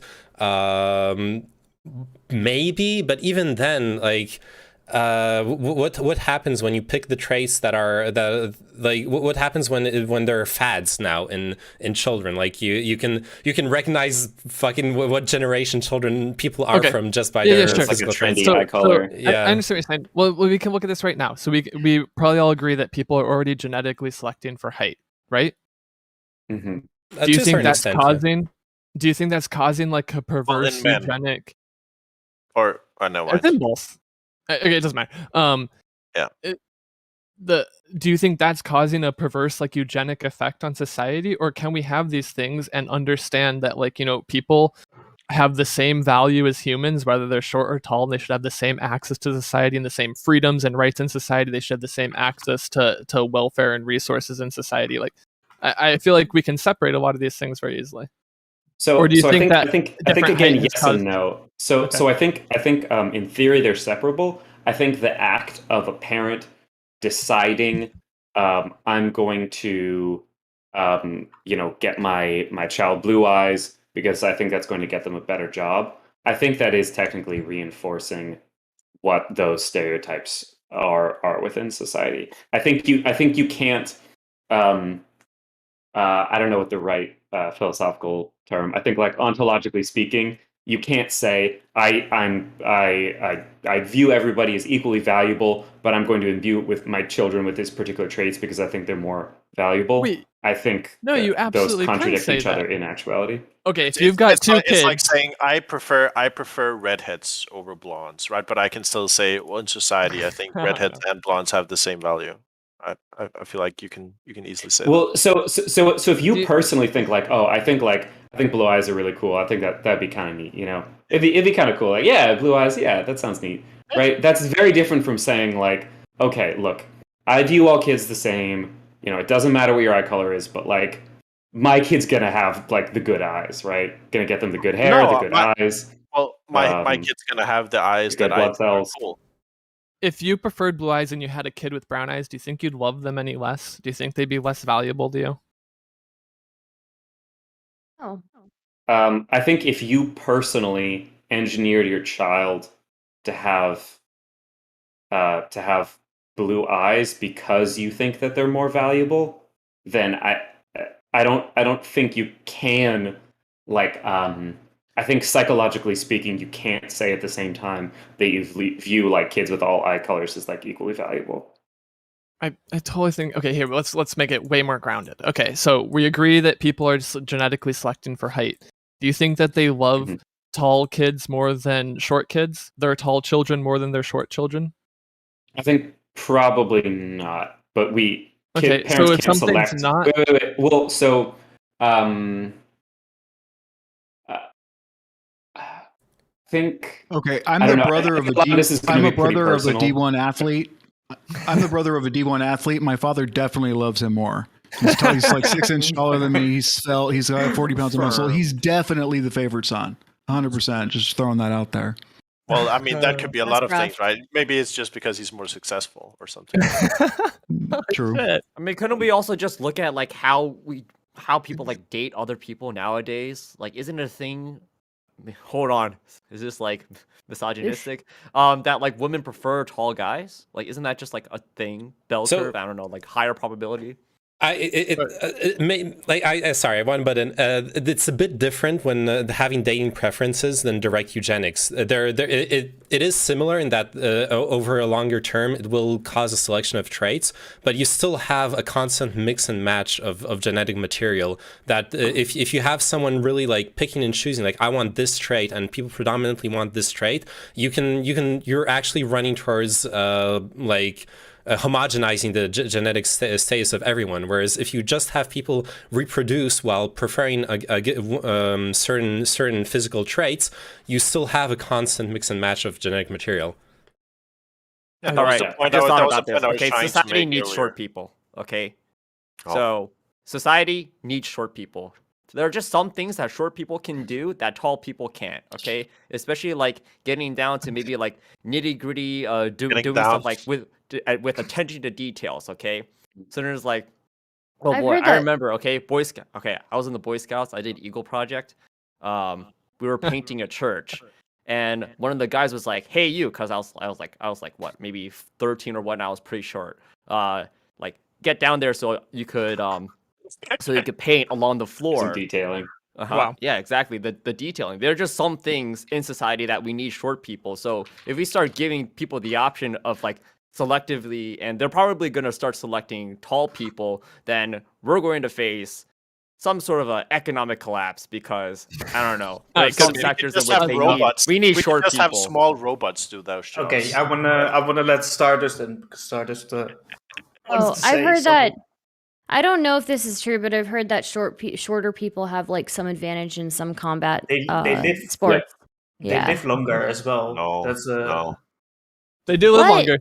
That's true. Yeah. I was banking on Yeah. that, bro. I was banking on them at least being able to like fucking fight a little bit better in certain they're just things. Not for You know? Taekwondo, unfortunately, but other arts, yeah, it can help for sure. Being Less shorter back can Yeah. problems and shit. This is Yeah. just cope. Yeah. Literally just Okay. cope. Yeah. It's not cope, we move? bro. I'm That's pretty true. sure. I feel like I could take a lot of people. I was banking on that. But anyways, But the core strength. yeah, I think there's a difference between like sexual selection though and actual like eugenics, right?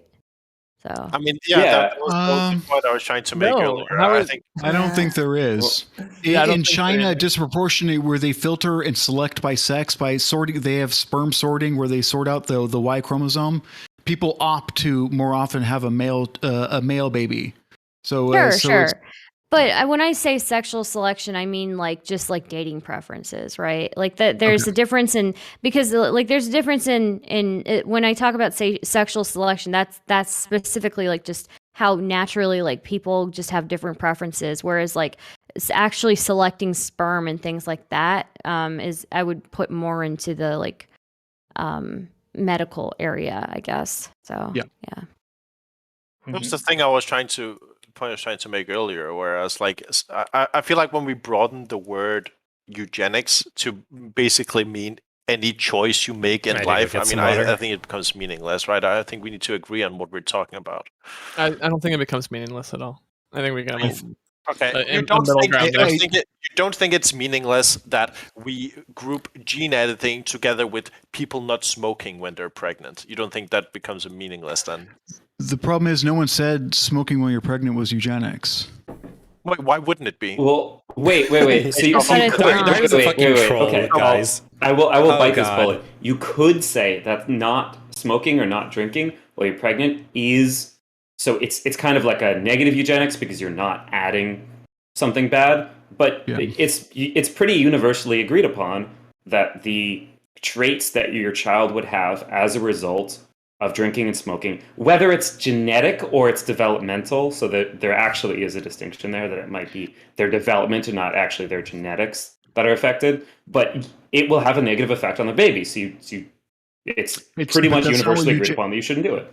But that's not eugenics, though. Eugenics is either trying to inculcate a good trait or try to remove the bad trait by not Yeah. having the baby born, whereas smoking a cigarette would exacerbate the bad traits, which is perversely worse than the bad eugenics. You're trying to... How is it not you would trying be to remove a bad trait? smoking? Yeah, so you how think smoking is you're asking why smoking is not trying to remove a deleterious trait? Yeah, like trying to prevent a bad trait from like coming to fruition. in the What child. trait do you think that the mother is trying to prevent by smoking? I don't know. I smoking or drinking or Not whatever. I'm being sure. cool. Do you want me to Smoking Google or whatever? friends, Like, probably. Wait, I thought isn't it It's just- eugenics of the person? You can Did you remove Google? the traits by smoking. or I'm drinking. wondering if Uh, you did Google before we started this. No, I didn't. If Okay. if you're just being obtuse, I mean, if you want, like, what No, okay, is I the child Really that curious to find it's- out it's- what it's you a can very possibly weird guess. point. drink during. I think Darius' point is like that the woman's like doing the sort of abortion by smoking or drinking. Is that how? Which is- No. He's just saying health defects. My goodness. Health effects, yeah.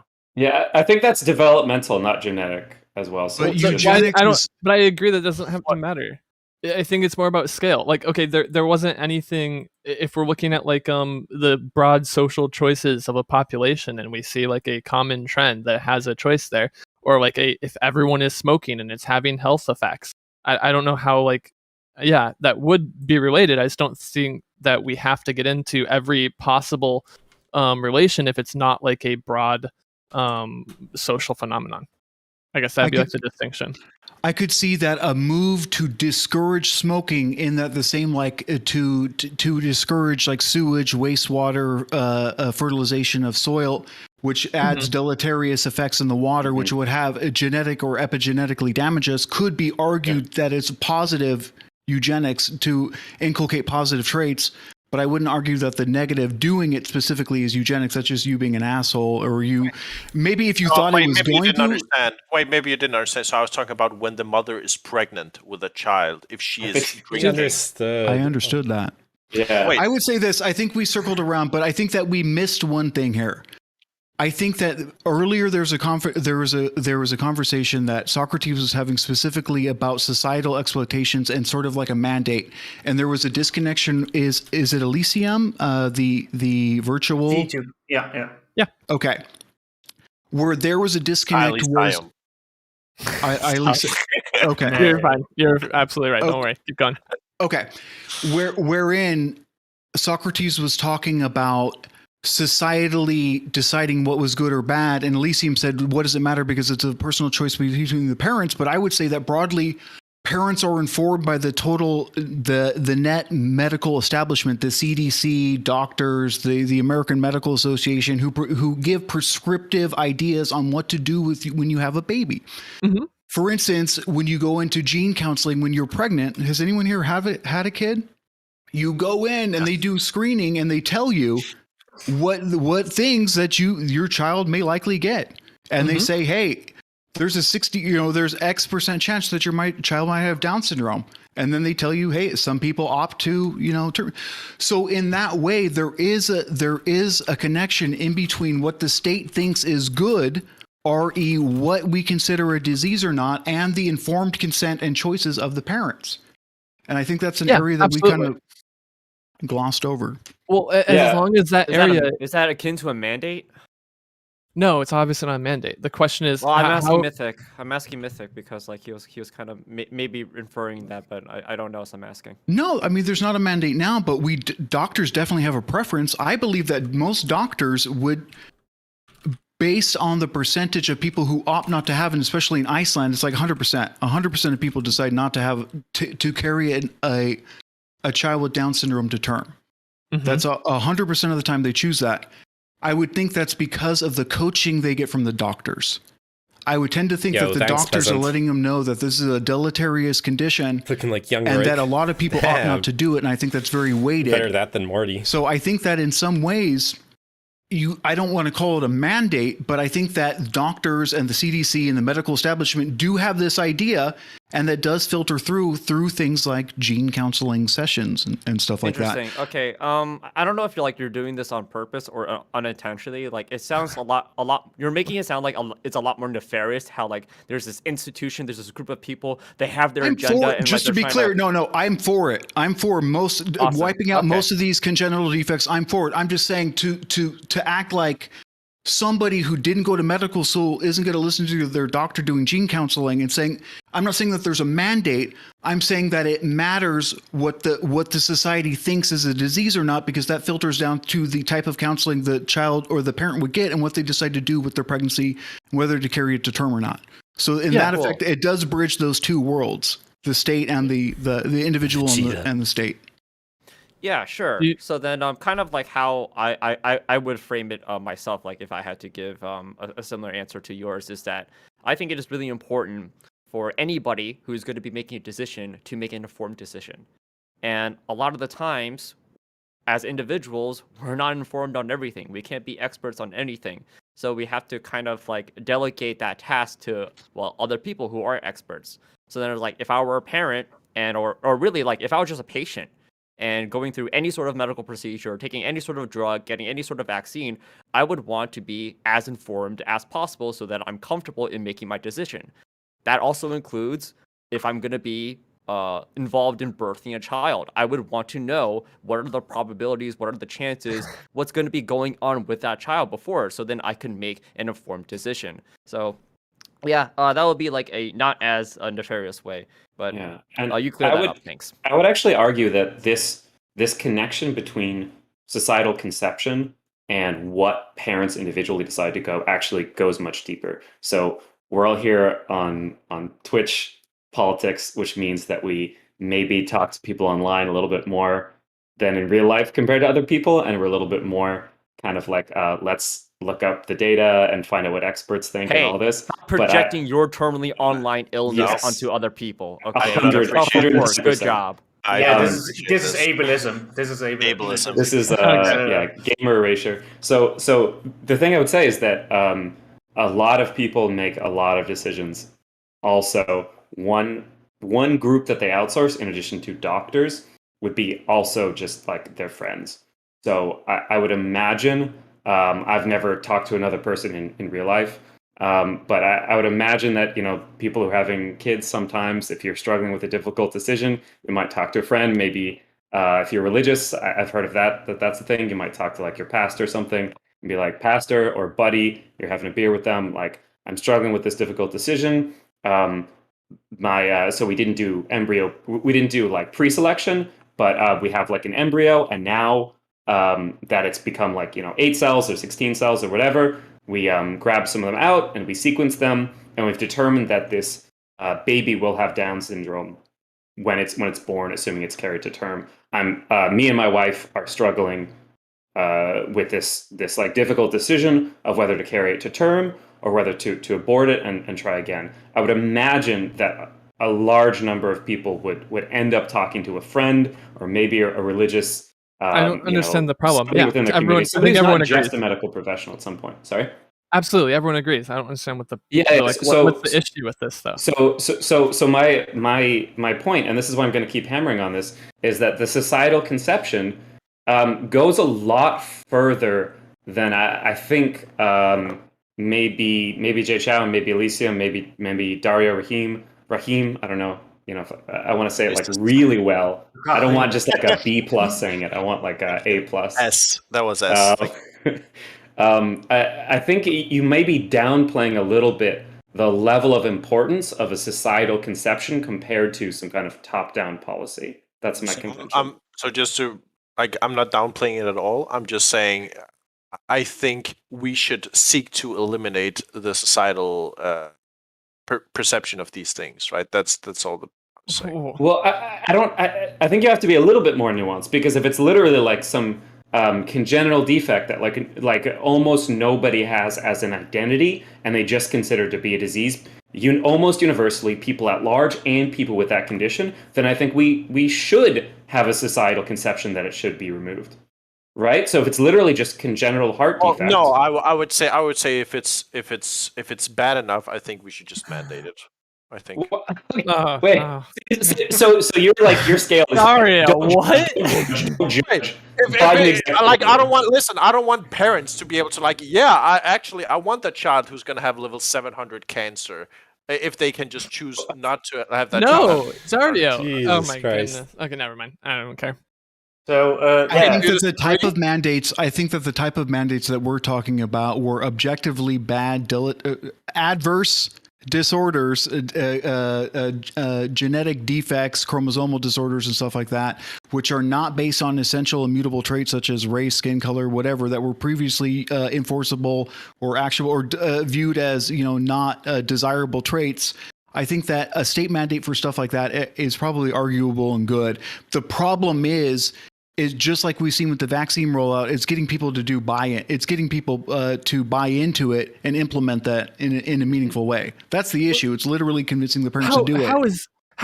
Convincing the parents to do it, because some parents, I don't know what's like going on here, but some people will view killing a baby as bad. Okay, so even if a baby has a defect, you're going to have a hard sell to make a mandate that everyone has to view aborting that baby as the best possible outcome instead of carrying a disabled baby into the world. This is insane. I think No, yeah. When you say baby, you're talking to a yet unborn baby. A fetus. Okay. Fetus? Oh, but I'm coming at it from a reference point of someone who's not. I got you. Yeah. Yeah. Okay. Wait, so just two important clarifications. So technically you could do like pre-selection, so you could mix together. Oh, I guess, okay. I don't know. I feel like a lot of religious people feel like embryos in a petri dish are different than embryos that have been implanted. I feel like fewer people There's will a have lot an that issue with don't. that. So okay, I totally disagree with Dario Rahim. I don't think there should be a mandate against Wait, this. really? Yes. Wait. So wait. So Libertarian Give a Daro mandate on No, it. no. here. Wait. No, Wait. Let me Don't do that. explain. Don't- Let me explain instead of speaking over me. Okay. So just to clarify, right? If the parent could go to a doctor and say, "Hey, listen, we have this procedure which is going to make sure that when your child is born, it's not going to have level 700 cancer, or it is going to have level 700 cancer," you would say, "Oh yeah, that's just up to the parents. They can just choose to have their Dario, child have there's level no 700 Yes. procedure. It's embryo selection. Wait, Elysium. Okay, listen. I understand we can What? have we can set up different scenarios and talk about different scenarios if you want, right? That was what I was trying to convey. Oh, okay, with my never mind. I guess statement. we were in hypothetical world. I missed that part. Yes, I thought we you're were talking always about in hypothetical. Okay, real world. so Okay. guys, I want to ask Stardust: can the parents give their own kid level 7,000 cancer? 700. 700? Yeah, 7,000. That's Yeah, a don't get mandate. it. Listen. That's, Don't get excessive. uh, Okay. no. Sorry, what was the question? If you can have the option to give your own kid like level 700 cancer as a parent, should they Give be them. allowed to do? Yeah. So Or you to- have the option. or- So they don't already have it, and you decide to give them this level 700 cancer. No, they have it. They have it, and you can choose that they don't have it. Or Yeah, Well- I would mandate that doctors can't give your child like new. Yeah, I think that would go against Uh, anything that doctors are you Yeah. know have sworn to. But as far as parents having the choice, I think honestly at the end of the day it sucks. But I think we already do this with parents who choose not to vaccinate their kids, parents who choose not to let their kids get blood transfusions, things like that. Mhm. And we do value above a lot of other things the individual liberty of these people. And since a child is not able of doing making these decisions themselves a lot of the time, we do leave it in the hands of the parents. Now it's like super unfortunate, but I try to look at it from like the perspective of like what kind of standards we're setting out for our society if we do otherwise. So yeah, I just think if push comes to shove, if it's bad enough, like I think if we can agree of like a criteria or whatever, if it's bad enough, I think 100% parents shouldn't be able to dictate that over their child. I think I think the future life of the child takes precedent over the parents' sort of obscene need to control like the birth The of future child, life whatever. of the child. Dario, you're talking about not having the life of the child. What do you mean? What are you talking about? How can you be saying Well- the future life of the Oh, wait. child takes precedent when you're talking about aborting the fetus? No, listen, Elysium, like, do you have issues hearing or something? Like I stated multiple times, right? The hypothetical that we're talking about, the hypothetical that the starters was answering was if you can choose while having the child, right? You're having the child, and the doctor says, "Hey, listen, there's a procedure we can do. Okay, This never mind. I makes guess I it- misunderstood. Okay. This makes it so that the child is not going to have level 700 cancer, or it is going to have, right?" I would just say, no, the parent doesn't get to make that decision for the child, right? The child is obviously going to be born without level 700 cancer. Okay. So, Star, before what you said, I actually have a problem with it because it sounds like it's an argument of the status quo. You saying that, hey, we just have to look at what we do in society and just apply the other things to it. I guess, like, maybe from the viewpoint not- of. Yeah, so it's not about Okay. the status quo. It's about what I did bring up that what we already do, but there is a reason why we do what we do, right? And that's because we know that children are not the best decision makers for their own care up until a certain age in most cases, and we know that because of that we have to afford that to somebody, and the best person to afford that decision making process to is the parent in most cases. I disagree. Well, sure, we can Parents are disagree, but stupid. Parents can be stupid. Huge Parents can conversation be for an stupid. entirely other But- topic but- of whether yeah, but it would parents be a should be able to take different- care of their kids or not. That's like, yeah. So, Yeah, starters, yeah, sorry, starters it was would talking. be- So Yeah, so it would be so that is a different thing. There are parents out there who are not the best decision makers for their children. But when we're applying a standard to our society as a whole, we need to look at what the broader implications are when we decide who is the decision maker over these children's lives. And a lot of the time, parents will. We trust parents at least to make the best decisions, though there are people who still choose to not let their children get blood transfusions, not let their children get medical treatment, and that really fucking sucks. But I think as a whole, we as a society, we value this individual liberty over like what the government chooses and tells us what we have to do. There is a certain amount of individual liberty that we value very highly, and because of that, we leave these decision making processes into the hands of the parents. And when they are willfully neglectful or abusive to their children, then that's when the state intervenes. So Sure, I Dario, love liberty, engaging- and I love other people making their own private decisions and whatnot. But then the caveat is that you are afforded a certain degree of liberty so that it doesn't infringe, so long as it doesn't infringe upon other people's liberties. So in this case of a parent, not going through some sort of a procedure that would remove, let's say, level 701 cancer, then I would say you are infringing upon the liberties of that child having a fulfilled full life. sure, I They're agree not with able you, to but pursue happiness because they're going to have that level 701 cancer. sure. But they just I have agree different with value you. systems. Wait a minute. Okay. So I agree with you in what you're saying. But when people talk about infringing on other people's liberties, they're not talking about people within your family unit, because children as they are right now are considered the responsibility and kind of the property of their parents, right? So what we talk about when we're talking about the infringing, well, property is probably the wrong word, but you know what I'm saying. But it is in the responsibility of the parents. And when we talk about infringing on other people's liberties, we're usually talking about like other children outside of that unit, outside of that family unit, or we're talking about extreme negligence, extreme abuse cases, and that's when the state intervenes.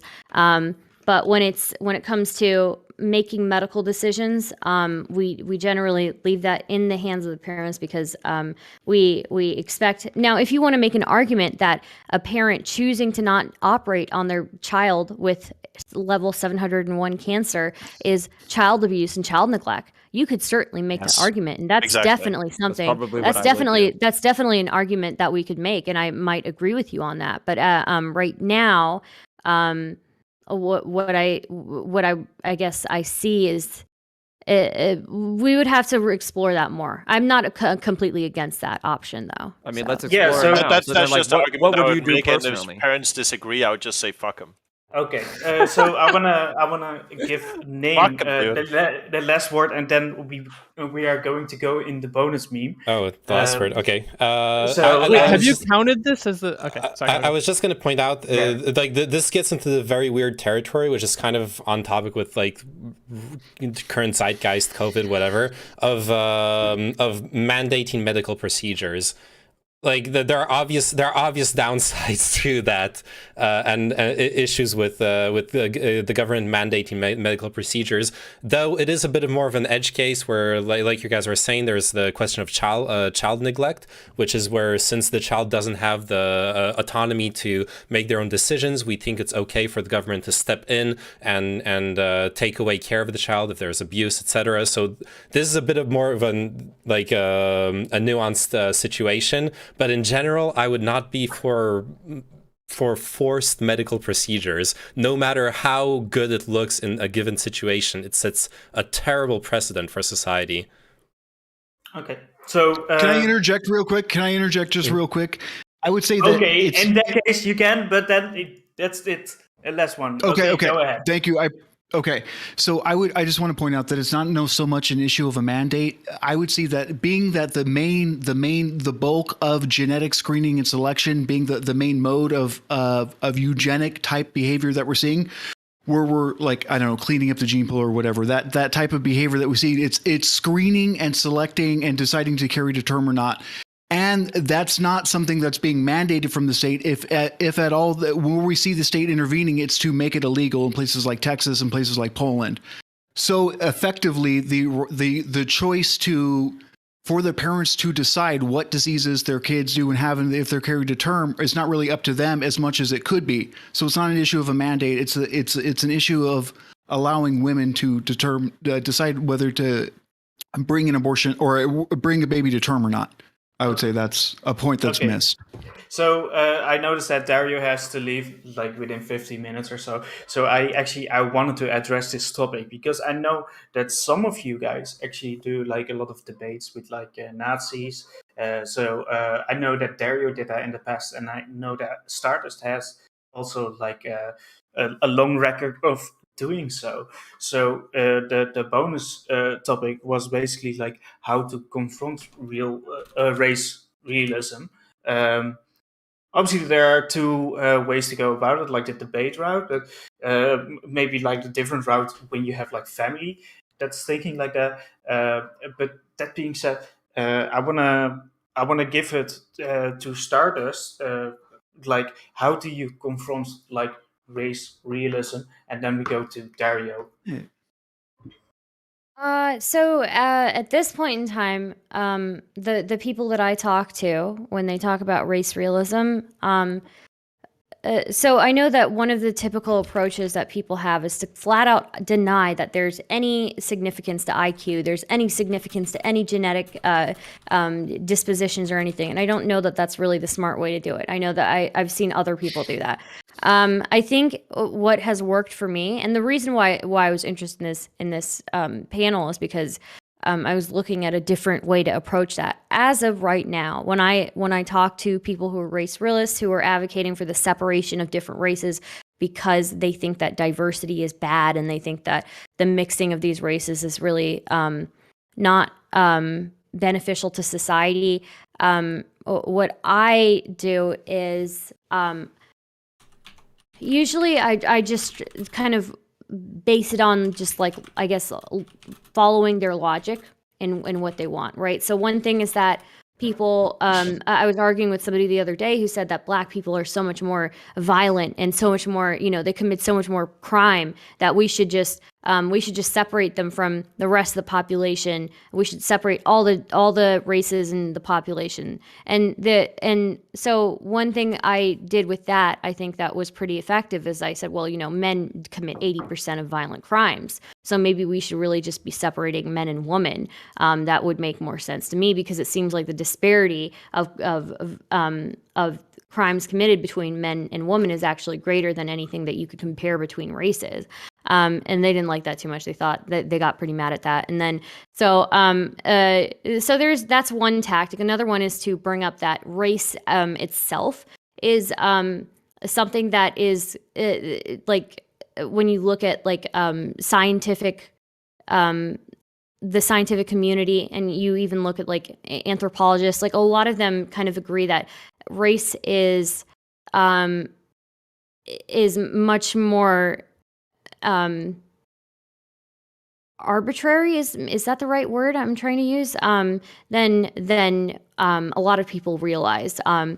And so that's another thing to bring up, that when we're talking about races, race is something that we have constructed, and sure, it does provide some usefulness, but to be using it in this case with genetics and things like that is not really useful, because even when we look at specific populations that are prone to certain medical disorders or genetic disorders, we still see that it's a much more specific than just race. It's specific to region. It's specific to certain things like that. But I mean, going back, like probably right now, my most effective tactic is just going down the logical route, saying, like men are more violent. And then, when they get mad and they say, well, it's in men's nature to be more violent, then I pull out well, are you telling me that black people are better men than white men because you're telling me that like it's in men's nature to be violent and all that, and they get really mad about that. So that's, I guess, kind of the route that I'm on right now. Okay. Yeah. Cool. Thank Sorry, you. didn't mean to ramble. No, don't worry about it. Yeah. Not everybody debates Nazis on a daily basis, or weekly basis or something. So, Dario, what was your your experience? What do you think, like, how to confront that? And Sure. I mean, it just depends on sort of what you're arguing. I say if you're just talking descriptively about facts of the matter, and then they're just wrong about facts of the matter, I think you just prove that they are wrong within as much clarity as you can. If they fall back to just being like making like a field space, like, listen, I just like white people, like the pale skin color is just nice to my eyes or something, you just call them dumb and you move on. I mean, there's not really much you can do at that point. I think that's what you can do. Oh no. yeah, so Elysium, you brought up this question again. So, what's your what was your thought process behind this question? Like, Okay. Well, okay. Quick caveat. I think there's a bunch of other cool stuff that we didn't get to because I didn't know we ever moved on to question 2. That's fine. So if we ever want to go back to discussions like this, there's interesting elements. The race stuff is because like anytime genetics gets brought up, it's in light in our social context is in light of the bell curve and stuff like that, and that's like kind of the elements I was really hoping to get out of this book, but it didn't really get too much into it. But I think this builds into a bigger depending on the purpose of the conversation we're having with race realists. I think a lot of times these arguments, like, they're not built on great logical grounds, obviously, because they don't have anything logically to support a lot of these things. So it's a lot of it is just like their narratives. And I think we've done a really bad job of supporting our own narratives in these conversations. Like I guess we can take like some recent examples. Like I think Mr. Girl is expecting that he's going to be able to just like interview race realists, and they're just going to give him their complete arguments that are going to make sense, and he can like question them and stuff, instead of that they're just going to throw narratives at him and move around and never going to be like a strict answer. And then when he gets asked questions, and the reason when he like asked like, why do you value like multiculturalism and what you value, and he didn't have a good response, I think that just like ends up looking horrible. And so I think like one of the best things to do is to have like a counter narrative of like, why do we value multiculturalism? Why is stagnation bad? Why, like, I personally, I think the idea of like, maybe if you're not like an asshole to everyone and you go out and you make friends, there's so many more experiences you could be having. There's like people around you could be learning from and growing, and like you can challenge yourself to be better. Is like good narratives, because a lot of these people are falling into race realism because they don't have friends and they don't have acceptance. We can get into more into it, but I think a lot of it just depends on like what's our actual goal when we're talking to race realists. okay. I noticed that some of you guys need to go, right? Like Dario and Socrates. So I don't know if you guys want to continue on, but without them. Like, I think we can do that for a little bit. So yeah, so maybe Socrates. In that case, if you gotta go with Dario, you haven't spoken on this issue. So Socrates, I think that Stardust brought up like one interesting point, that it's like using the debate tactics, like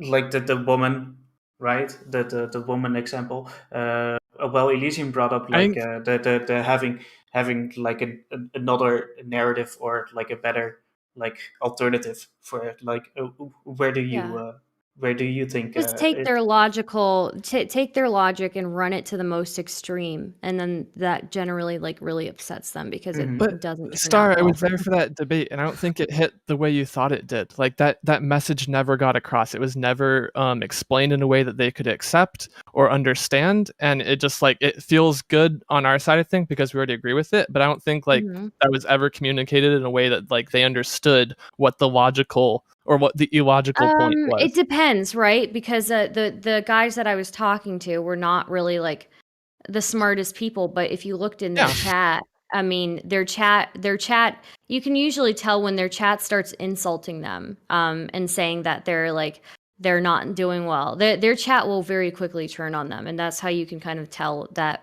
the optics, at least, for them, is not going well. So, Okay, I wanna. for them, it may have not. For them, it may have not hit, but like the audience for sure started turning on them. So, yeah. Yeah. So Socrates, before you go, what's your opinion? Yeah, I think there's kind of two pieces. So it seems like race realists who are kind of blaming everything on like black people or the Jews or whatever. They're kind of already in the mindset that they want to find somebody to blame, and it's kind of a perfect opportunity to to red pill them, to get them really kind of communist. I'm gonna coin first person ever to use it that way. We can say like, oh, it's fucked up that like social media is like fucking up everybody. It's like, yeah, this is like our kind of like national commons, these new ways that these speak to each other, and there's like predatory corporations that are just like preying on our youth, and that's not good, and that's something that we should do about societally. And when it comes to diversity, I think sometimes we shy away from kind of tackling that head on. I think that the Mr. Girl answer of like, because I was taught that, is like not the greatest, although it's kind of an interesting starting point. But when it comes to diversity, genetically speaking, diversity is like critical. That literally makes a population healthier and stronger. You can bring up really like easy to understand examples. So like, hey, you've heard of the potato famine, right? You know that the potato famine happened. Well, obviously, fuck the English or whatever, right? But it happened to some degree because there was very low genetic diversity within the potato species, because they reproduce by budding. And so there's a genetic disease that was able to wipe out all of the crops, and then lots of people starved. So actually, having genetic diversity is a huge strong suit when it comes to disease. There's like more rhetorically effective ways to say that, but I think you can really kind of bash these in directly. And I think the more you list examples that people really like resonate with, I've heard Destiny talk about like food, and I think that's honestly like pretty good because it's like, okay, what kind of food do you like to eat? I love Thai food. I don't live Yeah. in an area with good Mexican food, but I love Mexican food. It Is the depends, bad- though. It really You can- depends, because the guys that I've talked to don't value food or art or culture or anything like that, Yeah. right? And the only thing that you are doing, that you're not going to change their mind when you're arguing with them. The only thing that you're going to do is plant the seeds of doubt in their audience, and that's like kind of the That's route usually that I go. what you're doing. Somebody who's arguing yeah. for that, they're probably not going to Yeah. be listening to you. Period. But yeah, it's. I feel like people like that. It feels like they're really. They feel really kind of like scared of the world. They feel like they don't have like much kind of behind them, and they're looking to build some kind of solidarity with something. Oh, hey, like I have I'm no white idea now. what you're Now on I'm about, part of Martinosis. something. I have some history that I can be proud of. Things like that. So I think you can give them some of those things when it comes to like good stuff. So like I don't know. Think of something good that America's done. Talk to them about that. Wow, Right, good right, one. So the only thing I would say in response to that is that people from that side, at least from my experience, no matter what you bring up to them, they'll find a way to give that credit back to white people. They'll say of like course. that, Yeah. oh, well, that didn't really happen that way. If you look back in history, the people all look Mhm. white. And so those people were white when they were doing that. They weren't Mhm. the culture that you're saying they were, right? Yeah. Yeah. I think it's a very like personal thing. So when people talk about like flat Earth, or they talk about like white nationalism or whatever, it seems like there's usually something hyper personal going on there. They feel like they're being lied to. They feel like all these different things, and it's like you can point out like, well, you are being lied to. There's manufactured consent. major media All right, fuck off, corporations, lefties. which aren't all owned by the Jews. They are lying to you. Political parties are not particularly responsive to the population. These are all real things, and you don't have to find some conspiracy to say this is why you feel lied to and isolated in society. These are things that a lot of people feel, and it's for good, relatable reasons. I think this is garbage because just taking one extremist and making him to a communist extremist is just Is your name Stardust? Yeah. So okay. Pog. So Pog. Right. Yeah. So just what I wanted to respond to with that is not the route that I would go. I would not encourage to say, I wouldn't say that, oh, everybody's lying to you, because that's just feeding into more conspiracy. What I would say, yeah. okay, Yeah. right. Well, sure. Okay, so if I can address it's multiple more rhetorically points, effective way to say these things, but yeah, I think the more you can point out real things that are going on, that are so if more we kind of can- down to earth. Yeah, so I'll get to that. So what I was going to say is that one thing that we love to deny on the left is any anti-white rhetoric that we see. And there is anti-white rhetoric. People can shake their heads or say, "Oh no, that's not a thing." We just got the most large political streamer on the platform who was doubling down on using a slur against white people. I think that there is some validity there, and if you feel like that there's this vigilance to stop any rhetoric that's anti any other race, and then you look at it and you're looking at somebody who is doubling down, this huge public figure who's doubling down and using anti-white rhetoric, then you're going to be like, yo, what the fuck's going on here? If I were some white dude who didn't understand what it's like to be a person of color, and I was just looking at that, and that's my only perspective, I'd be like, yo, what the fuck? What about me, bro? And so I think that's something that we do need to to acknowledge. We have to say, yeah, you know what? I think that's super fucking wrong that people are saying that to you and throwing hate at you just because of something that you can't control, and just for something that you were born with. And in response to what I think it's Elysium was saying, yeah, when you go onto a debate and you go to debate these types of people, you are not trying to change their mind. That's not going to happen. I'm sorry, 99% of the time when you're debating these people, they are not going to change their mind for you. They're not going to change it for anybody, because they have to look like the big macho guy, and no matter what you bring up, they're going to dispute it. They're going to twist the fact and say, oh, people, or those are not real facts, those are just things that are peddled out by liberal media or something like that, right? And so what you're trying to do is take their logic, run it to the extreme so their audience can see how ridiculous it is, right? You take their logic, you run it to the extreme, and they can see how dumb that is, how problematic it is, and they start turning on them. As soon as I start seeing super chats coming in and they're insulting the people that I'm arguing with, I feel like I've reached a certain point where the audience is at least starting to have some seeds of doubt, right? It's not something that happens overnight.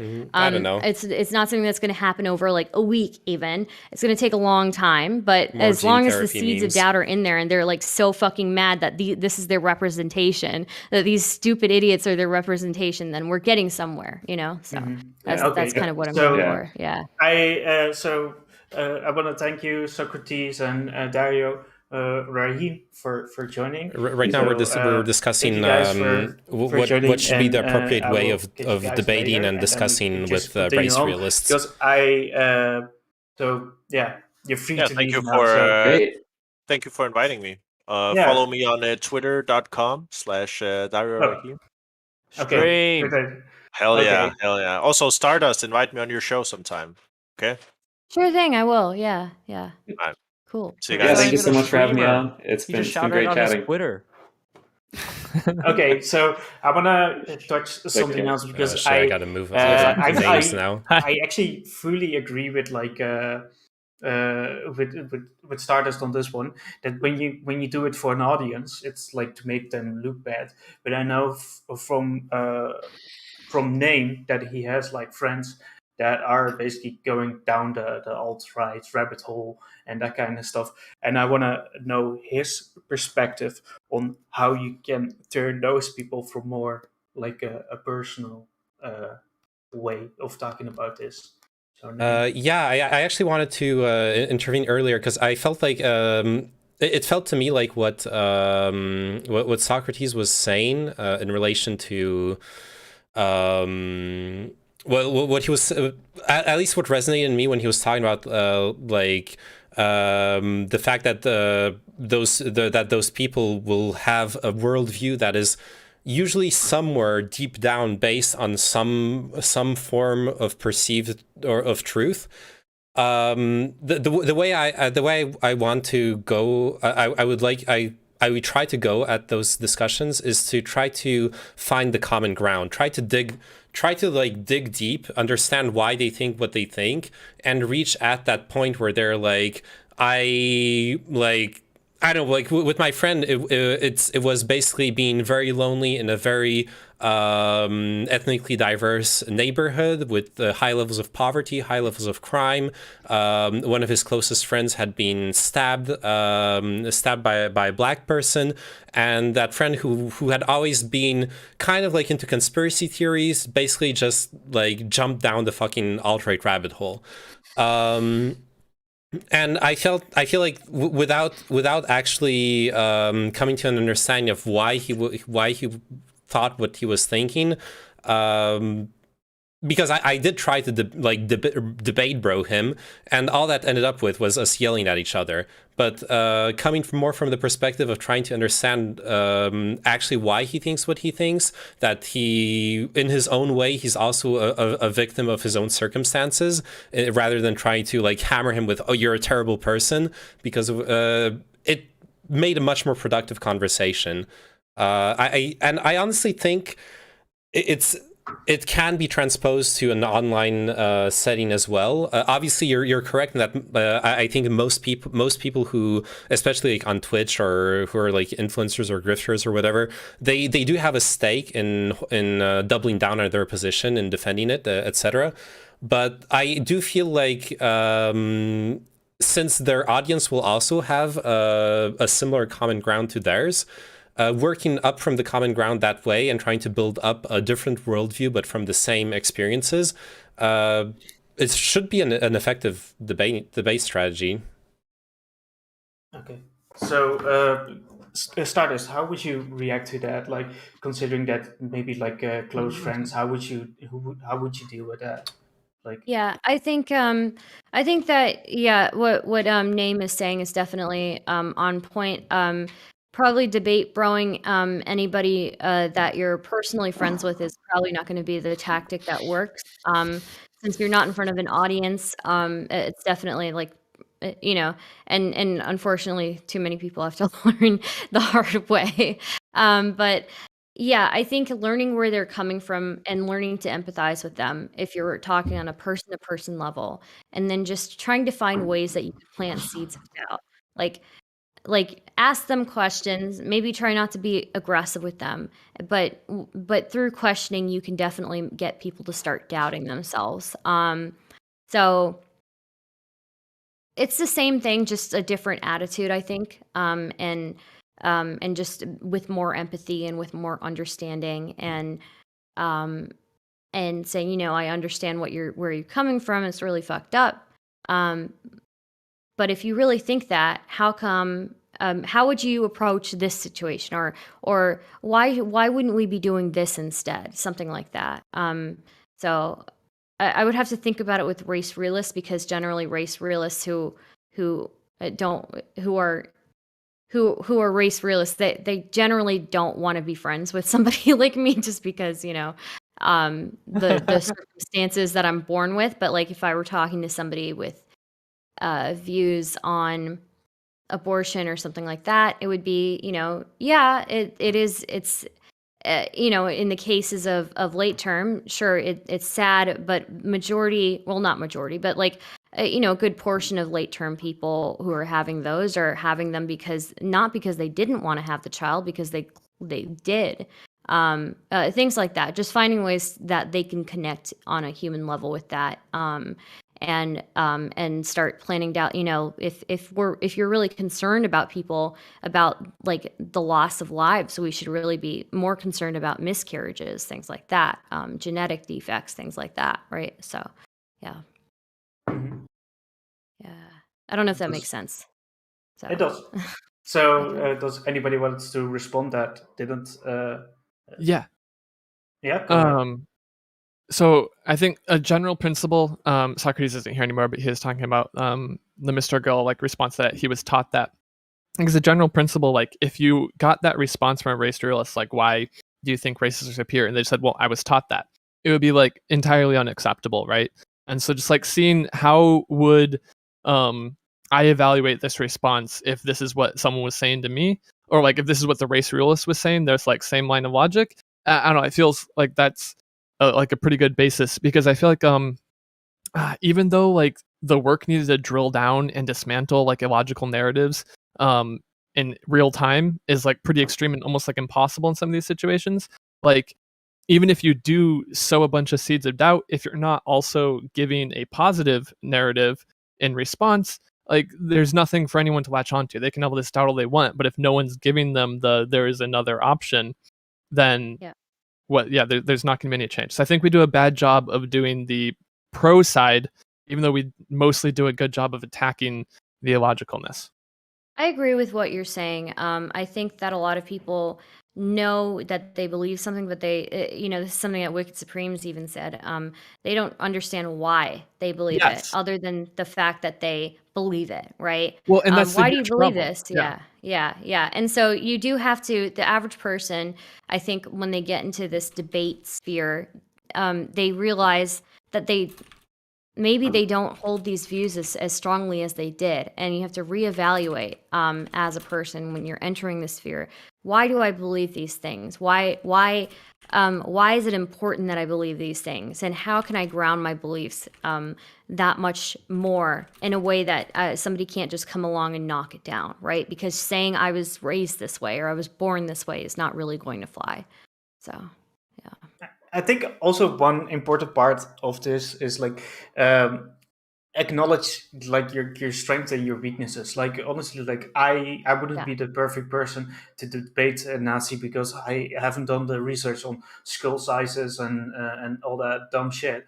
So so if I were to I haven't platform a done that Nazi, either, but if I were to platform a Nazi, I would get like a lot of new talking points that I've never heard of, and that I need to do like the proper research before I could address that, right? So I don't know how you guys feel about that, but yeah, I generally think that it's like it's one of these things that we think that Nazis are so dumb, therefore we can't just go at them, but it's. I think It's the more to do biggest with- issue with Nazis is that if we're talking about real Nazis, is that they have their own vocabulary. Yes. So if you're debating something with them, I would say one of the things is like try not to debate on a conspiracy that's based solely on knowledge that they are coming up with, right?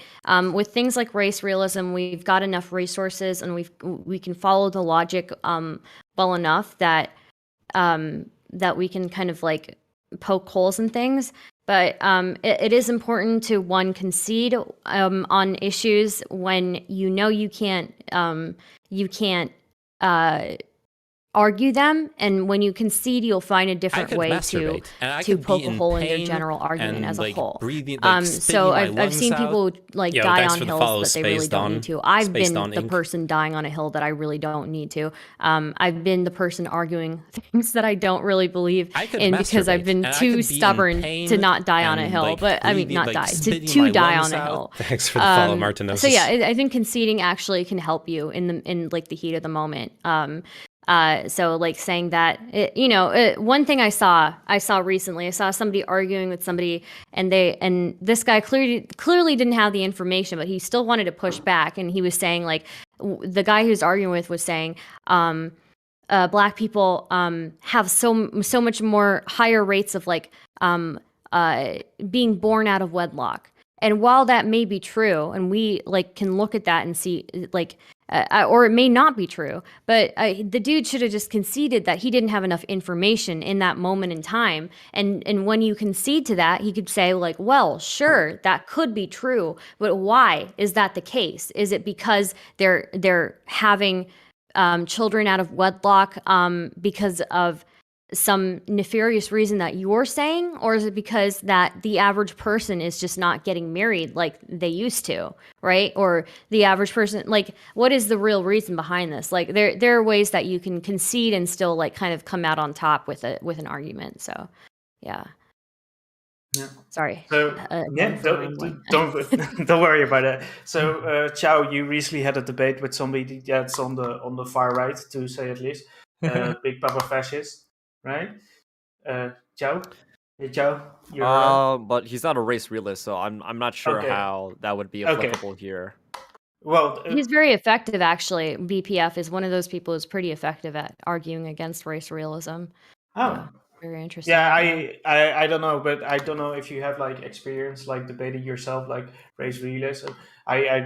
I would assume that there was like some sort of race realism there. Who is like they? In the name, but That's guess the not. painful So, question. Well, now it's really hard because there Who aren't is like they? Nazis anymore, right? Like I they're know. all gonna be like, I'm just white identitarian. Yeah. I just Okay, want my all ethnic. right. So Yeah. I need to defend BPF. I need to defend BPF and Chinchilla. I fucking told you hate in the DMs, word okay, they as well. Do you not read? Okay. I'm pretty sure. No. Your DMs. I'm pretty sure When it comes fascist to in his like name is they a meme. I don't destroyed. think he's actually Okay. a fascist.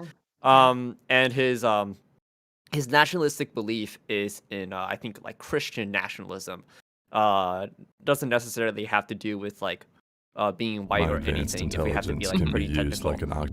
As for like what I have to say about how to deal with race realists, I've never. Thanks I for don't the think follow, in my Spaniard. life have like seriously dealt with a race realist. Not in my real life, not in online or anything. I'm pretty sure like some people have come by and whatnot, but no, I never had like a one-on-one debate against them. But You think that's I think it's not useful to have a debate with them, or like? I think it's Get useful to have money. a debate Fuck for like Twitches. almost anything. No, Okay. I'm not that kind. I don't believe in this like there are some things that you just can't platform or whatnot. But like be responsible with how you platform. Prepare yourself. Don't go in like being unprepared and just like dicking around, because that's going to have like real life effects, right? But in order to have this free marketplace of ideas where we all could be like intellectual and try to like achieve truth together, then like I think it's perfectly fine to platform race realists. But as for like I guess arguments against them, maybe one that is pretty effective to like kind of take from the strategy that Stardust was using to use their logic against them and whatnot. Pull the Asian card. All right, Asians have great outcomes in the United States. Okay, even better than white people.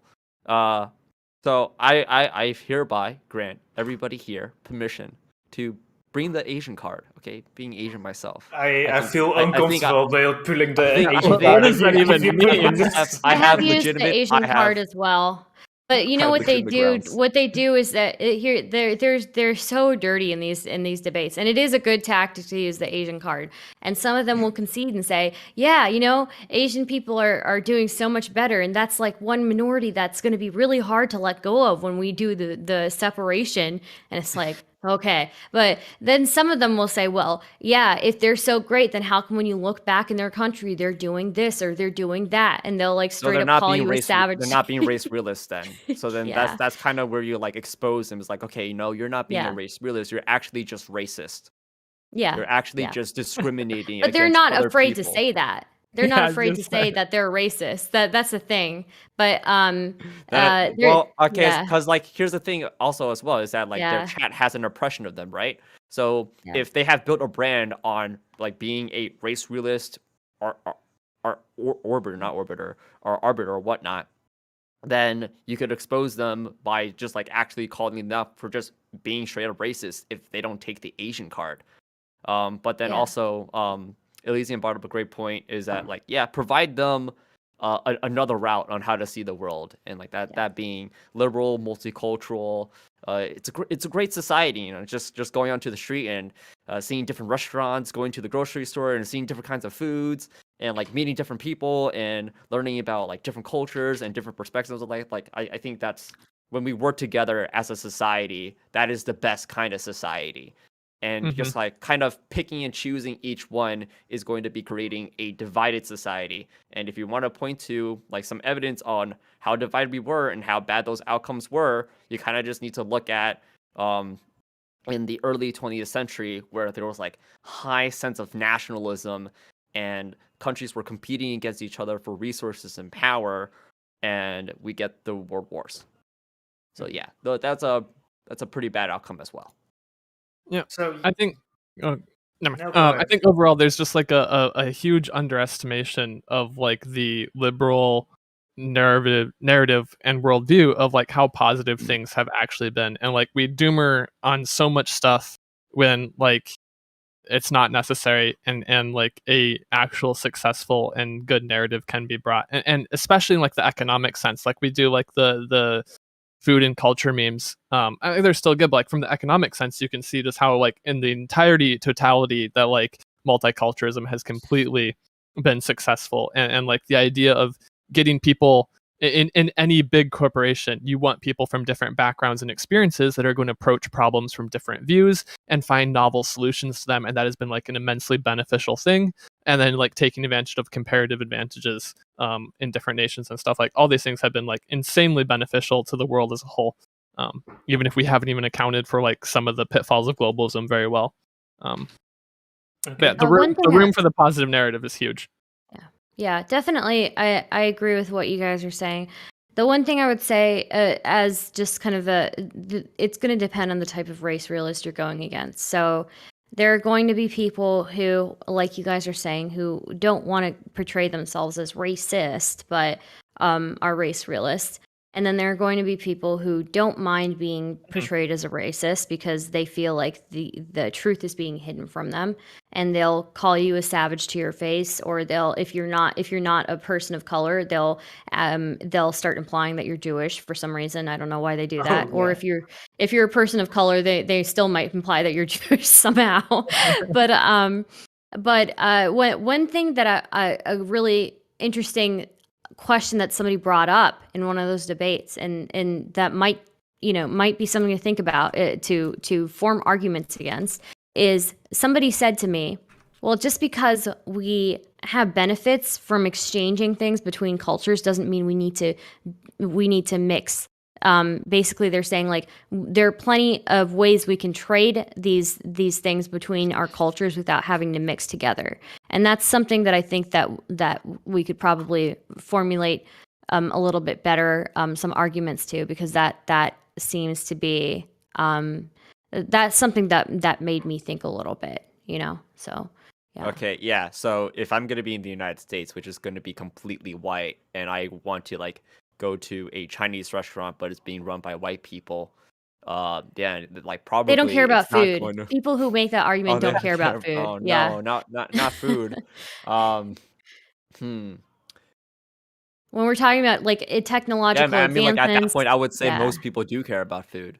So then, okay, so then, okay, if somebody is gonna be so cognitively dissonant, okay, like whoever Stardust is bringing up, like I have no idea who these people are. I've never talked to them, but like it just seems like no matter what you throw at them, no matter what sense of them, or like even using their own logic, no matter how many times you actually beat them down on whatever they're saying, they're just not going to change their mind. Why do you care about changing your mind at that point? So then, I actually do think that you made a good point, though, just a second ago, saying, well, you know what, you might not care about food, but the vast majority of white people probably still care about food, right? Exactly. I think that's so then, a pretty like, good point. At that point, then, like, another, now we're getting kind of meta about, like, how to debate, right? Yeah. But then I think about this all the time, which is, okay, well, Yeah. maybe start focusing on the win condition on, like, convincing the audience. Or like that's what you said before, right? Like you kind of look at other people's chat, and when you start seeing the super chats, yeah. I mean, that's also one of the win conditions. Like the people, if something is just unreachable as changing somebody's mind, don't make that your objective, because you're always going to fail and you're always going to beat yourself up. You're always going to think, oh my God, I platformed somebody and I shouldn't have done that because I didn't accomplish what I do, when in reality, it's just straight up impossible. There's another thing I would want to add on to is even when it comes to the idea of irresponsible platforming, I might be a little bit controversial on this, but I think that I don't think that me going over and sowing doubt in people's heads is going to make them change overnight. I have no delusions about that. It takes weeks, months, years for some people, right?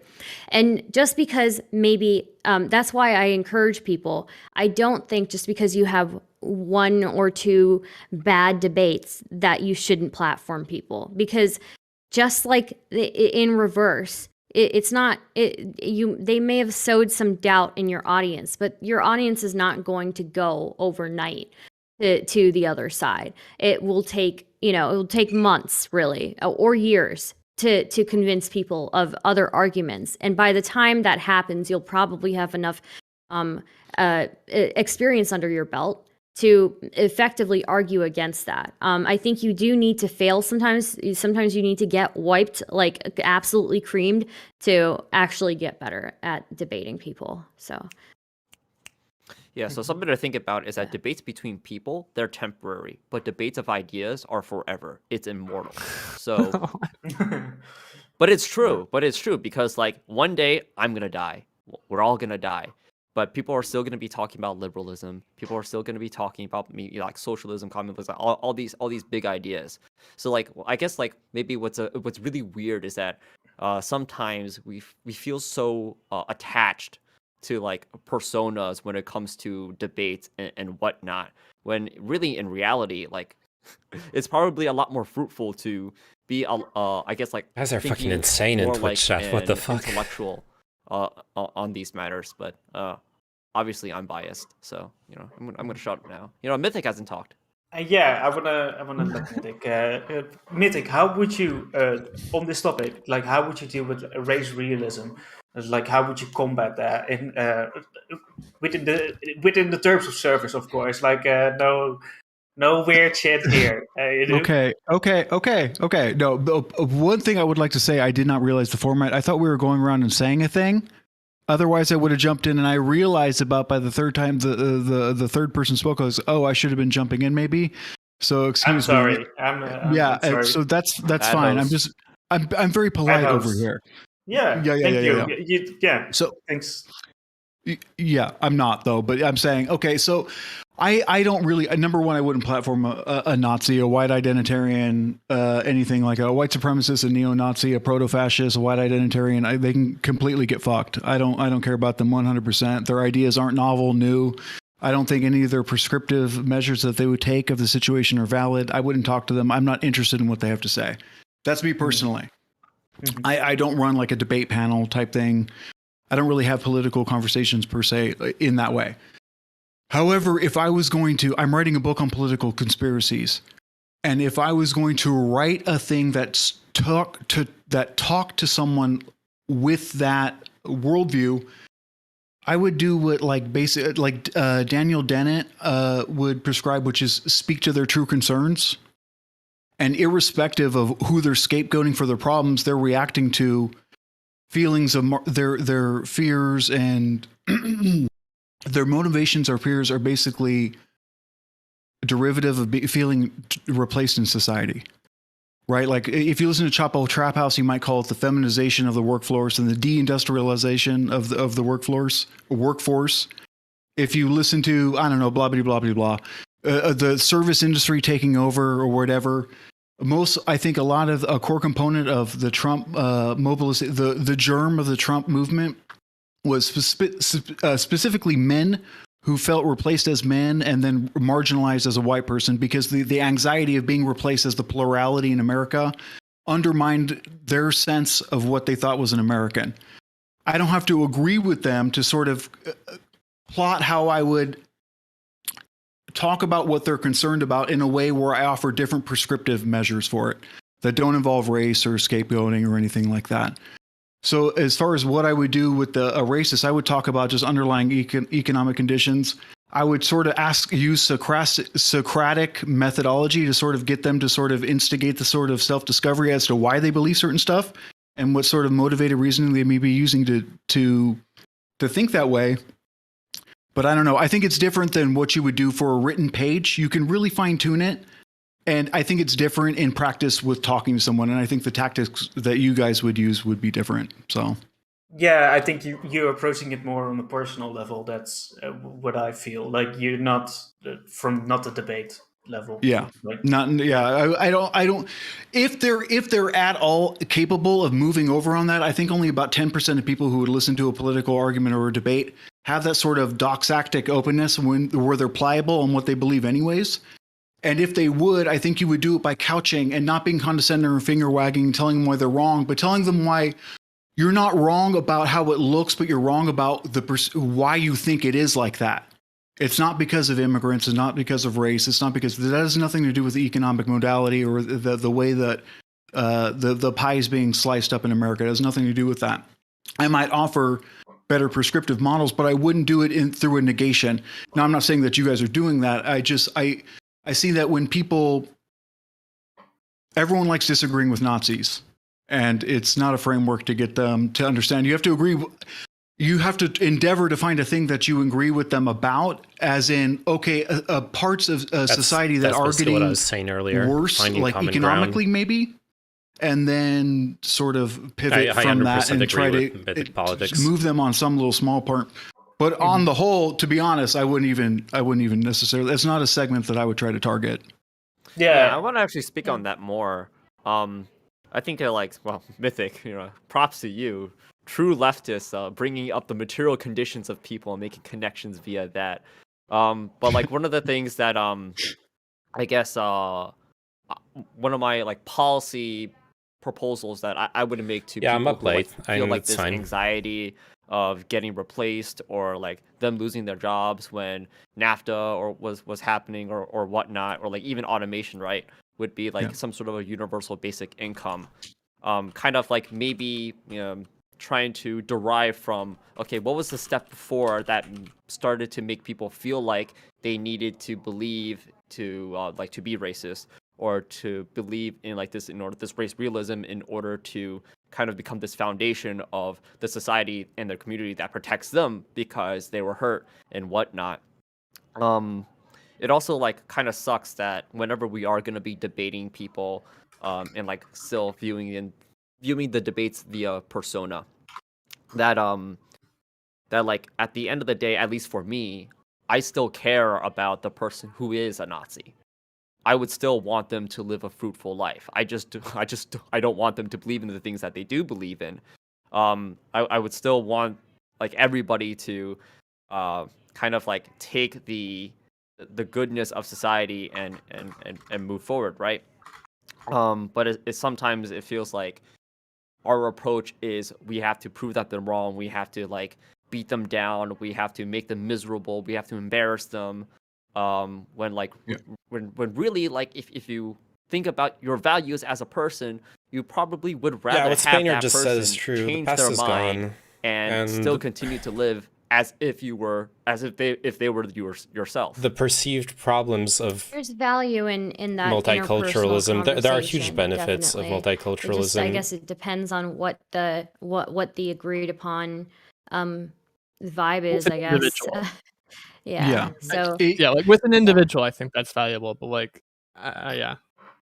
On a panel like this, it's going to be inevitably some sort of blood sport, right? Where you're trying to as a form of infotainment, you're trying to rhetorically get points against an opponent so as to entertain the audience who want to sort of have their worldview crystallized.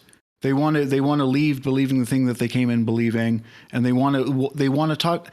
They probably are there for a couple of motivation, right? They want to basically learn a talking point that they could take away and apply in their real life in case they ever meet a racist person. So I guess if you were trying to do that, you would want to give them the broad talking points based on the popular tropes that you see today. But maybe statistically they're incorrect, and then have some element of just dunking on them and verbally abusing them. So what? In some way, I would think would be very entertaining. But as far as what you're saying about I personally believe that the only index that we should care about other than happiness or wealth or economic opportunity, I think that we need to have people's material needs met and then raise as a metric of raising their dignity. So as human beings, yes, as Americans, as comrades, as whatever, I think that they should have dignity and whatever and respect. But oftentimes with those type of people, they don't necessarily foster those type of feelings for me, and they can honestly get fucked a lot of the time. But it's whatever. Broadly, Yeah, I know a lot I'm of not people going to in say France that they should believe in the live Great less than. You Replacement. know what I mean? Even though that's not necessarily what anybody was saying. But The problem is, So, Mythic, I'm curious. I guess I'm curious how you feel about this. I find the main problem is that I'm not in a most discussion of, with you. I'm in a extremist panel. ideologies I'll don't talk with actually you after about like their after. critique in material conditions or some situation in the world that's causing them distress or something like that. Typically, doesn't actually seem to be like a real No, thing. I And was really, talking to from my Martin. experience, it's just people wanting to find a group that accepts them.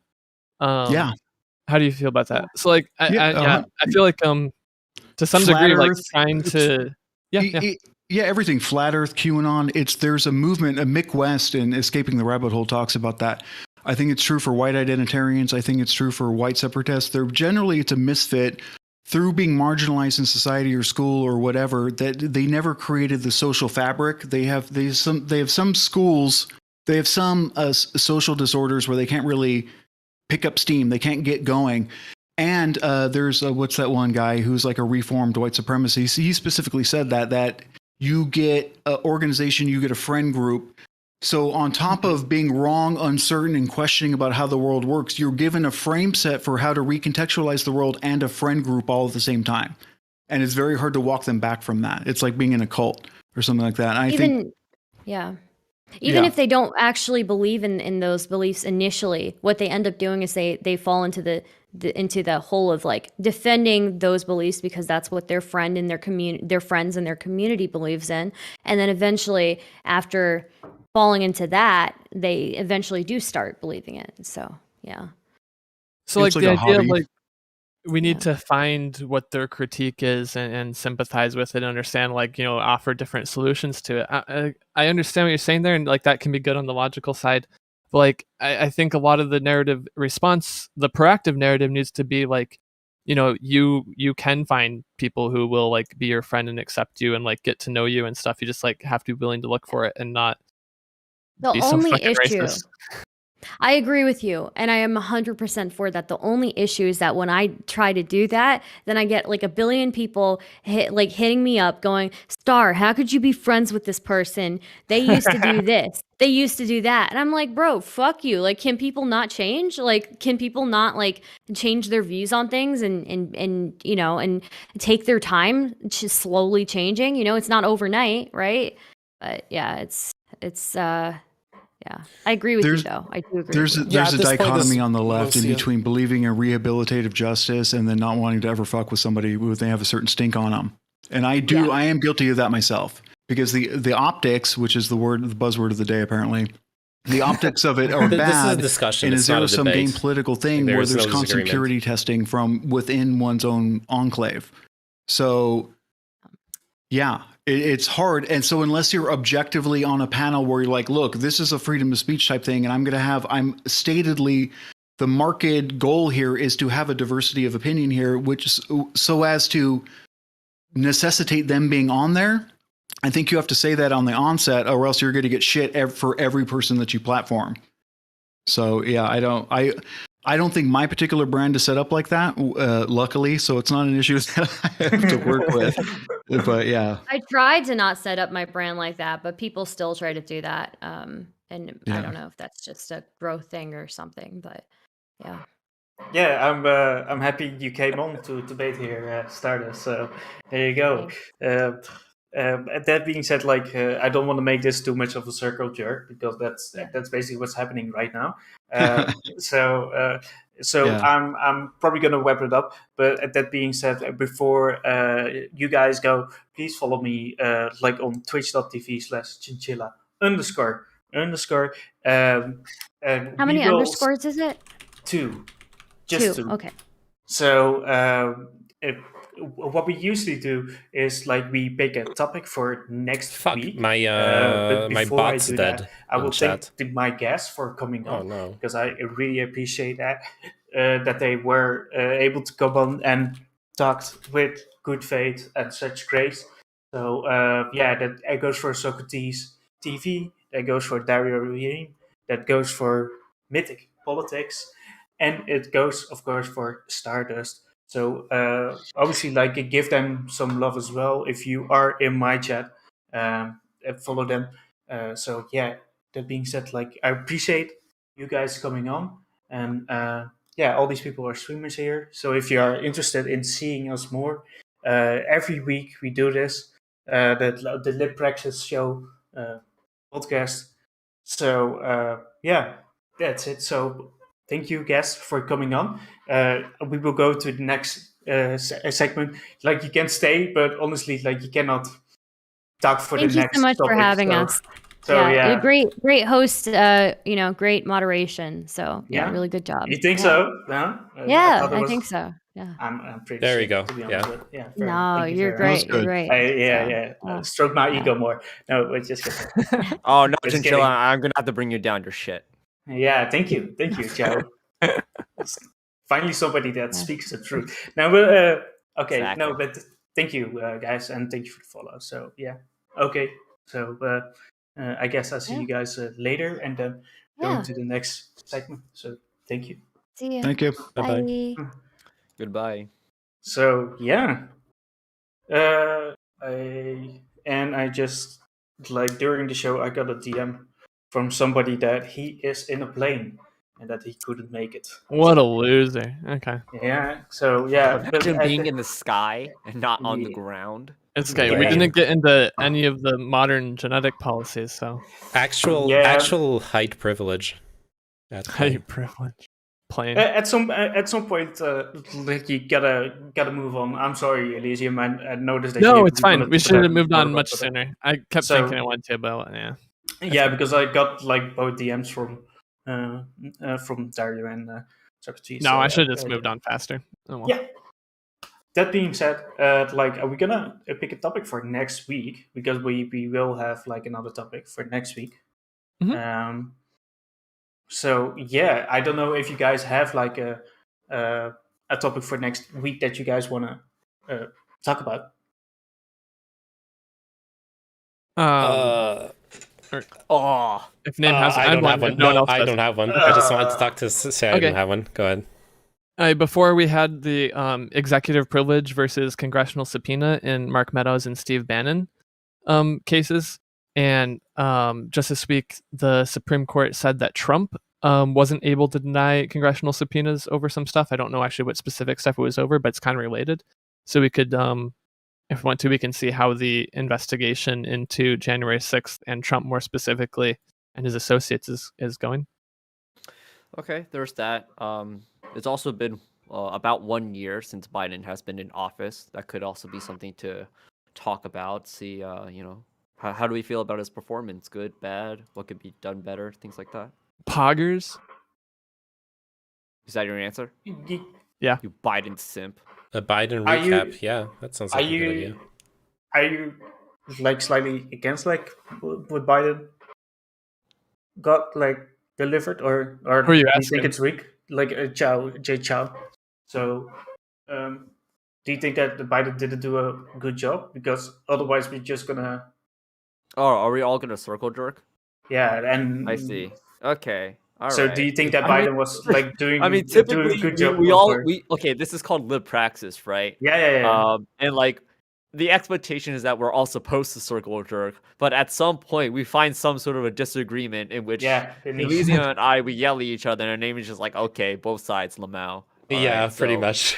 I feel like no matter what we do talk about, it's not really gonna be a circle jerk. And it's thanks to being a little bit of a contrarian. A little bit. So, in all of maybe us. we can rephrase it a little bit more specific, like the task at hand that Biden I'm still sure- Bring needs to guests. complete. Yeah, I was about to say, I'm Yeah, sure yeah. there's plenty of people but- that fucking hate Biden. So Yeah, I might honestly, if we're gonna discuss Biden, I'm just gonna, like, go full on like shit on Manchin or whatever for cock blocking the entire Democratic Party for a whole fucking year. That's gonna be me. Yeah. Okay, I think that's a better topic than Elysium, what you brought up, because that's like I think that goes in a lot of legalities and that kind of stuff, and that would be like too American for us. I would assume, Name and I. So. So yeah, so we're gonna next week we're gonna talk about the accomplishments of Biden as a president, if he did a good job or a bad job.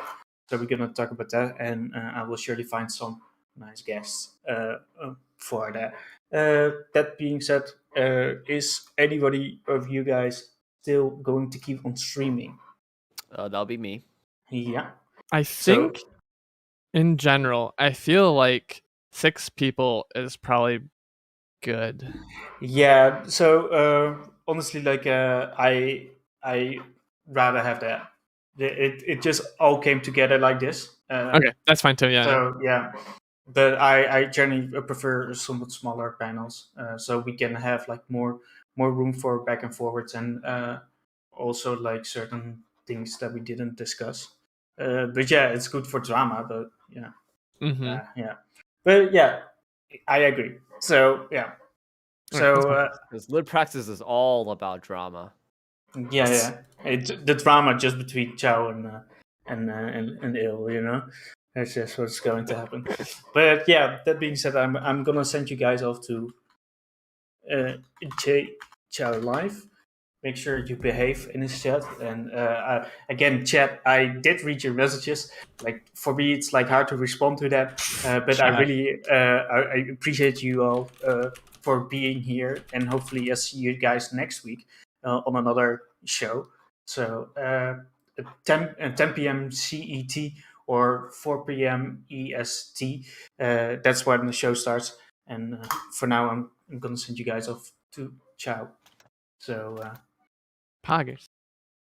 No, so Hope you feel better, Name. Don't die. Yeah, I'm recovering. I'm feeling better already than earlier this week. In a couple days, I think it'll be over. I just still have the fucking like fever headache and shit. That's like where like I'm listening to guys talk and then like my mind just starts blurring things together and like, oh fuck, I missed like the last 2 minutes of conversation. Please don't ask me what I think about.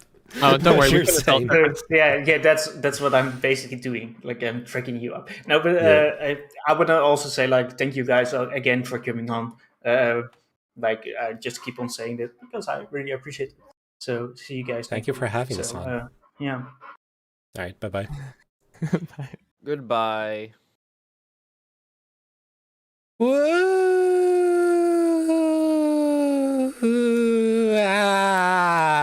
Hello.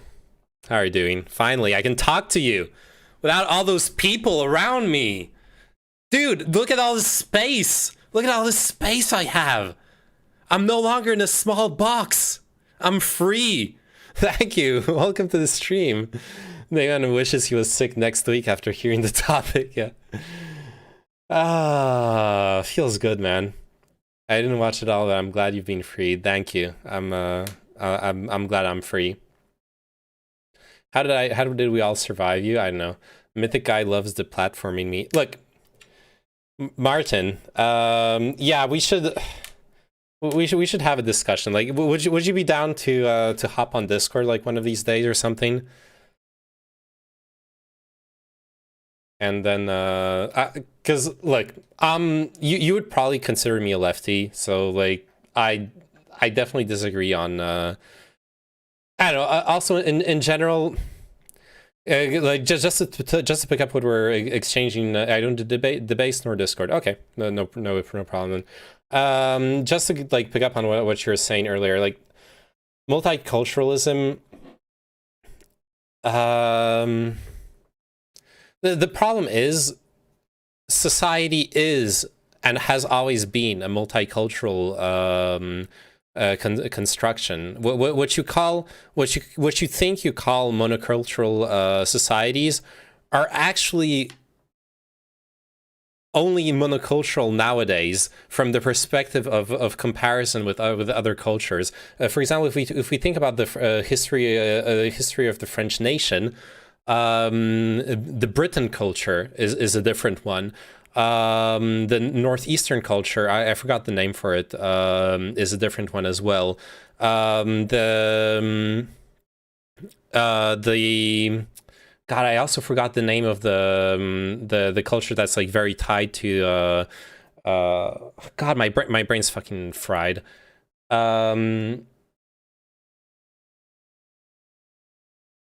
Huguenots in Amsterdam or German Protestants here are something entirely different than African, Chinese, or Arab. But see, there's no such thing as an African, Chinese, or Arab monoculture. Culture is such a complicated question, and people who are like far right, they oversimplify it so much simply because it then serves this like very oversimplified, very caricatural worldview.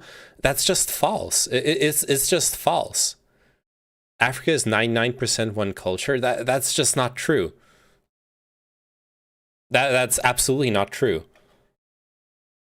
And even then, going further into it, this perception of human beings as being just belonging to one culture, it's so much more complicated than that.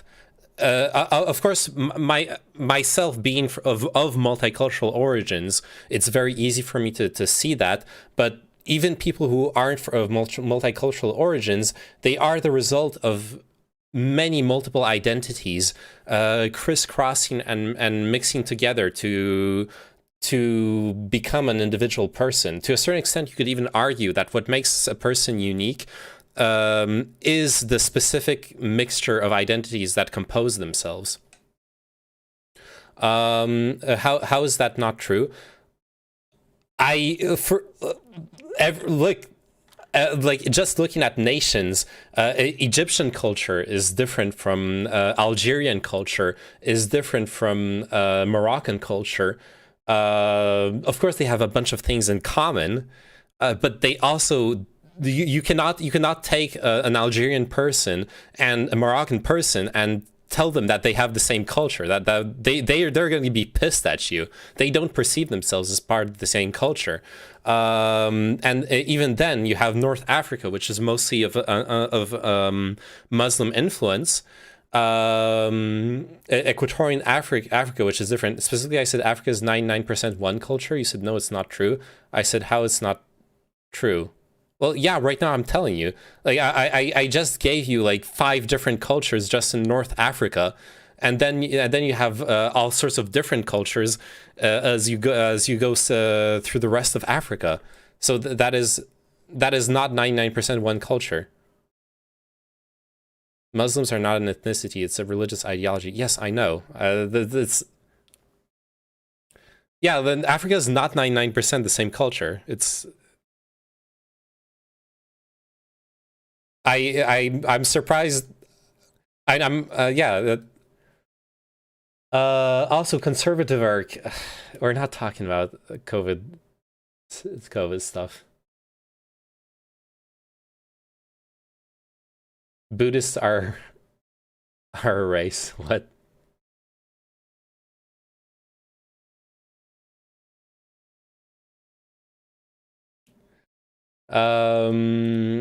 What are you guys talking about?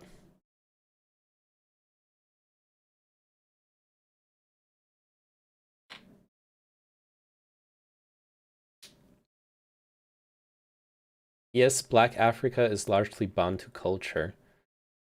You can't look at Martin is trolling. Yeah, I know. You can't look at. No, Africa is not just Bantu culture. I don't even need to know what Bantu culture is, and I'll be honest, I'll admit I don't know what Bantu culture specifically is, to be able to say that that's just not true. This idea of trying to shoehorn huge groups of extremely diverse people into single identities is extremely problematic. Now, am I Polish? My family's of Polish origins. Yes, Alfonso Berg. I don't have Polish nationality. I could probably ask for it, like apply for it, but I haven't. Okay, so I just happened to Google this about African cultures. It seems that certain websites are mixing religions with the native person's culture. No, look, religion is not the only thing that defines your culture, but a lot of cultures are very tied to religious influence as well. It's like the sole complex nature of this question is honestly enough to just by default throw out any notion that there's such a thing as a European culture, such a thing as an African culture. Once you're at the scale of continents, the idea of a single homogeneous culture makes no sense. It is more about European homelands are becoming minority European this century. This changes demography, culture. Okay, so first of all,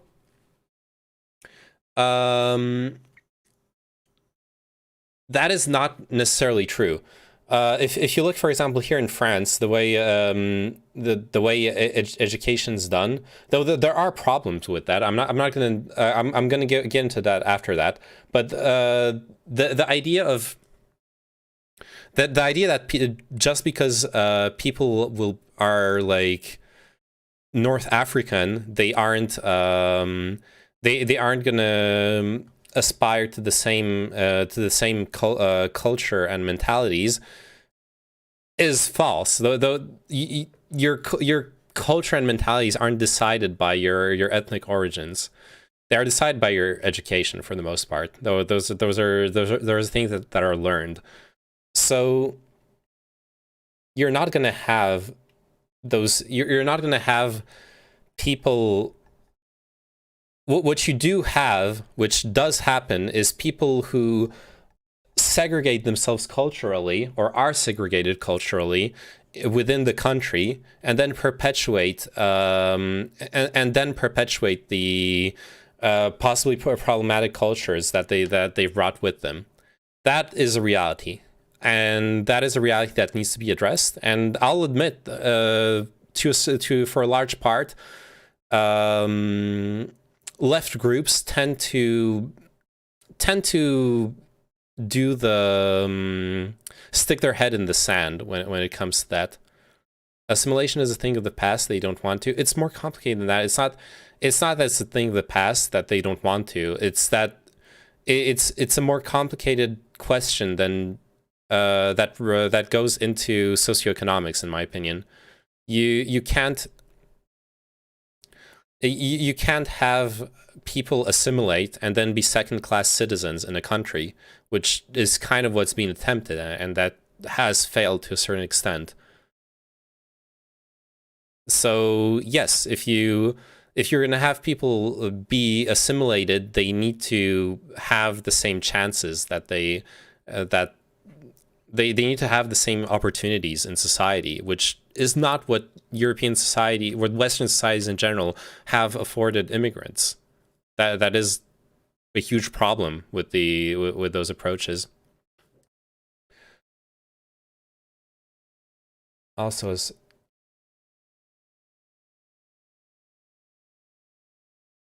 plus, honestly, you enjoyed the debate. What's your takeaway from it? I enjoyed the debate. I do wish we had, I don't know.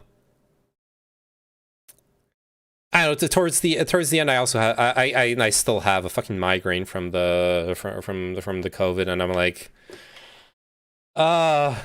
you know what I fucking hated about Chinchilla? I put eugenics in my stream title, and now I have a bunch of people arguing against like multiculturalism and saying that like monoethnic states are superior in my Twitch chat. Okay, that's you brought this upon me, Chinchilla.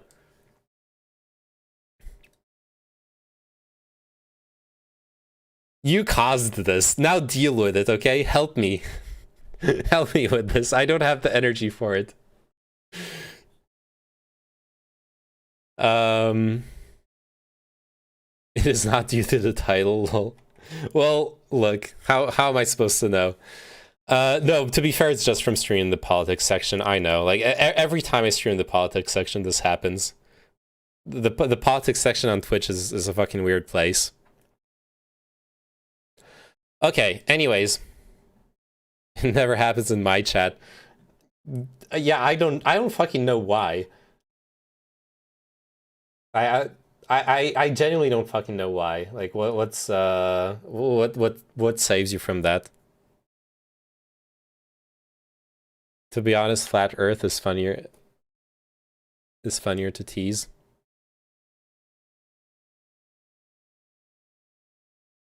You can't support homogenous states without having nationalities psychologically being innate, and I can't support that argument with Christianity and with the fear of monkeys is innate argument. Wait, I get your first sentence. I don't get the second sentence.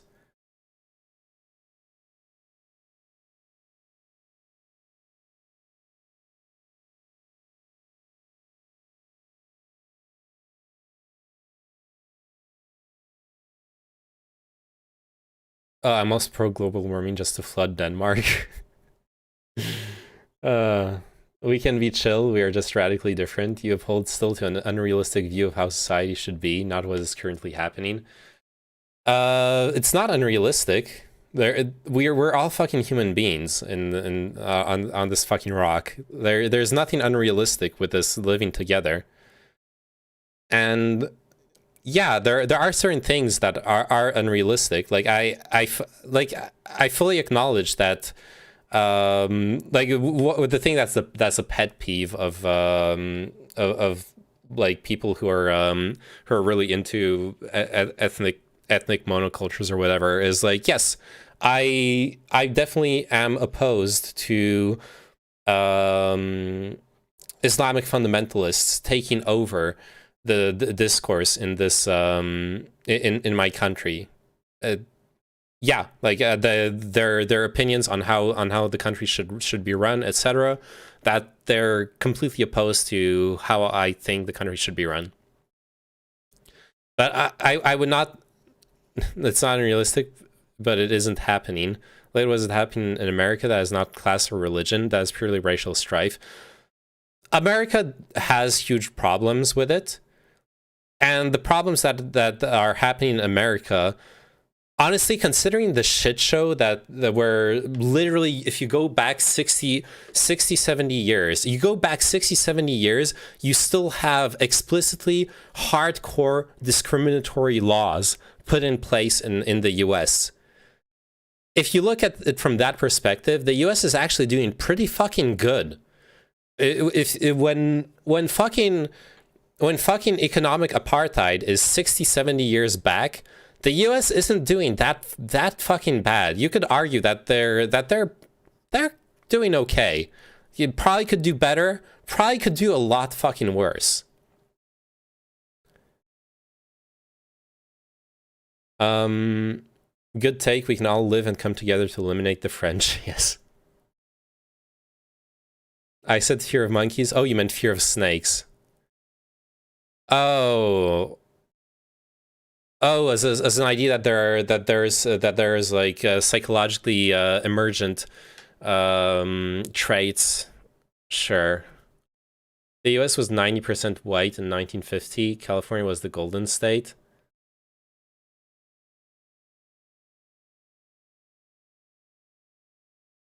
You think the U.S. was doing better in the 1950s?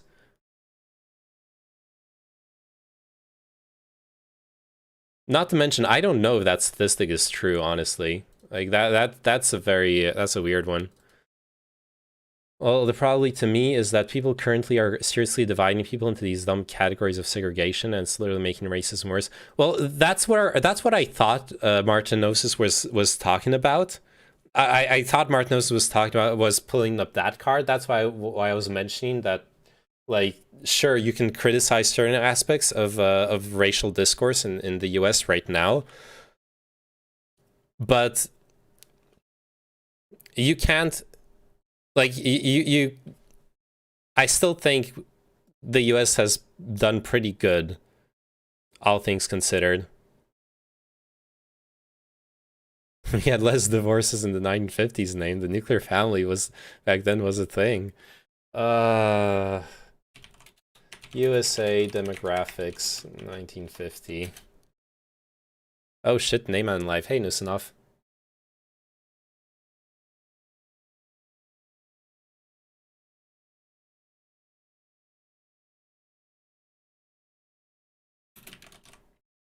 By a race.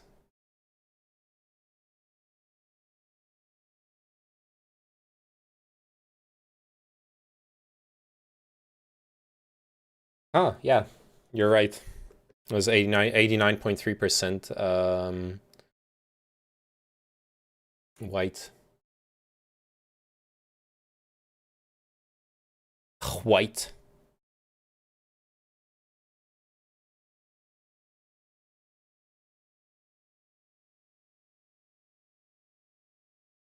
It's true people were married more back 60, 70 years ago. Yeah, that I know that's true.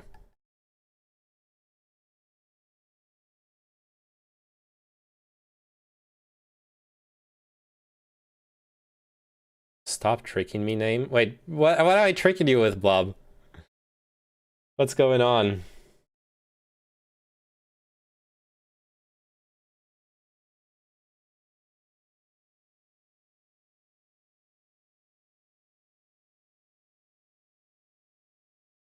Anyways, it's fucking insanity to me to look at the demographics and be like, that's the cause for everything that's wrong. Obviously, there were more white people before, and that was the cause for everything that was good before. Let's forget all the problems with the society back then. And obviously now that there's less white people, that's the reason why everything's wrong. Yeah, you know, really astute fucking analysis. That's what you're implying. Don't be like that. I don't say that at all. That's exactly what you're implying when you're throwing those numbers around.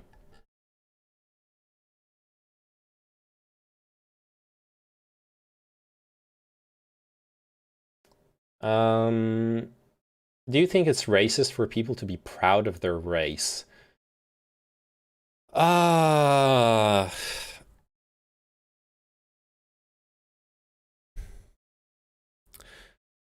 That's a rough one. That's a tough one for me. On the one hand, I don't want to be like, you shouldn't be proud of your identity.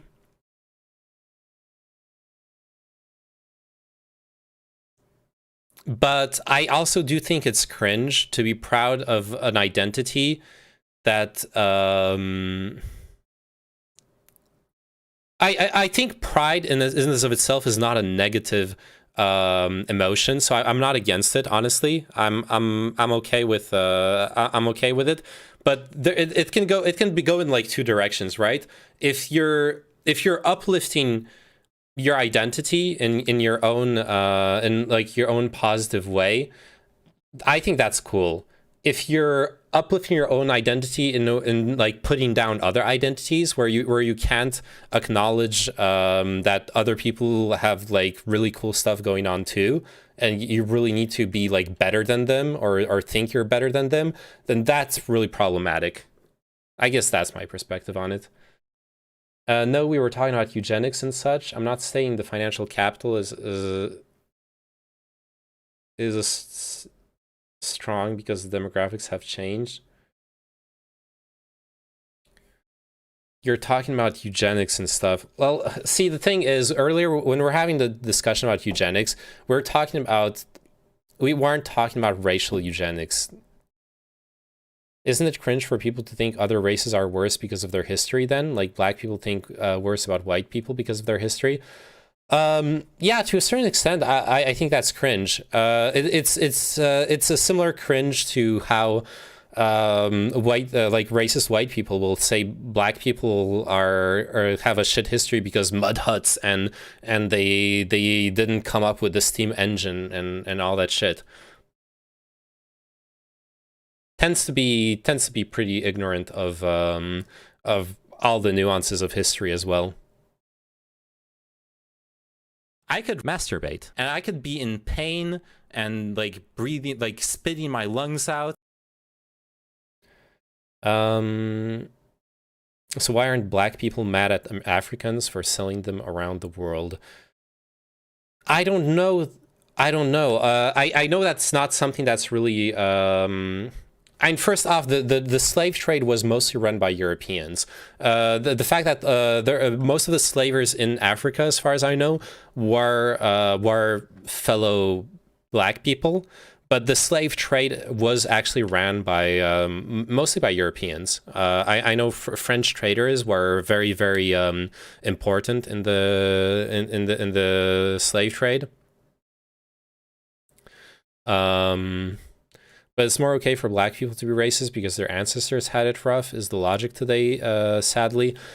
To a certain extent, I actually... And I don't like to a certain extent, that logic, but I also... There's a nuance in there that I actually do agree with, which is that it is less harmful. It is less harmful to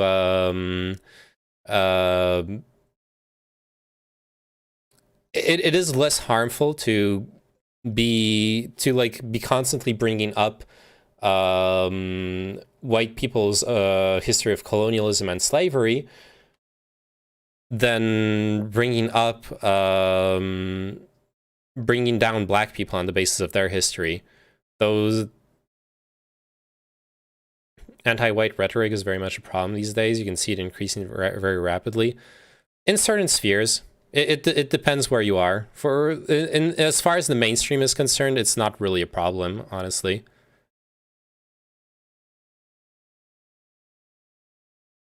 I don't think a single good faith person has ever said, "Why aren't black people mad at other Africans for selling them into slavery?" Oh yeah, I'm talking with a bunch of a bunch of people in my Twitch chat right now are full on like ethno-state. And they're in good faith in the sense that they're not hiding it. Okay. Get what you mean. Just feel like the hypocrisy is ludicrous. Yeah, I get you. There's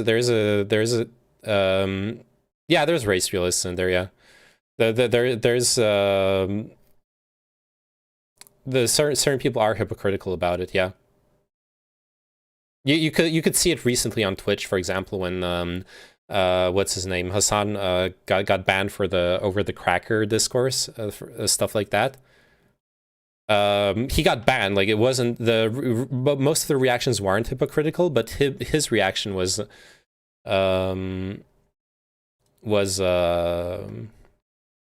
certainly, you could say it was hypocritical.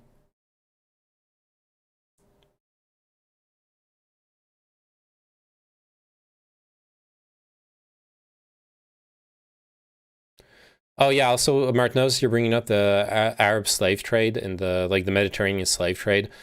Yeah, and it existed. That was slavery was slavery was what gave economic power for hundreds of years.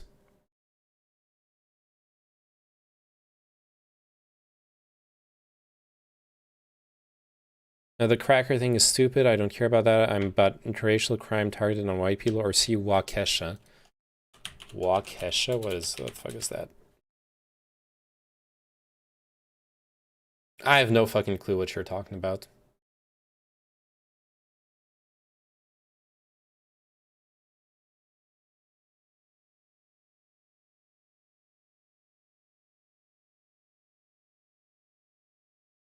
Anyways.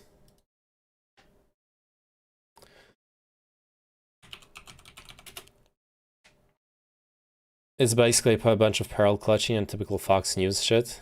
Pay it no mind, in my opinion. Black man rode into a crowd of Americans because he was anti-white.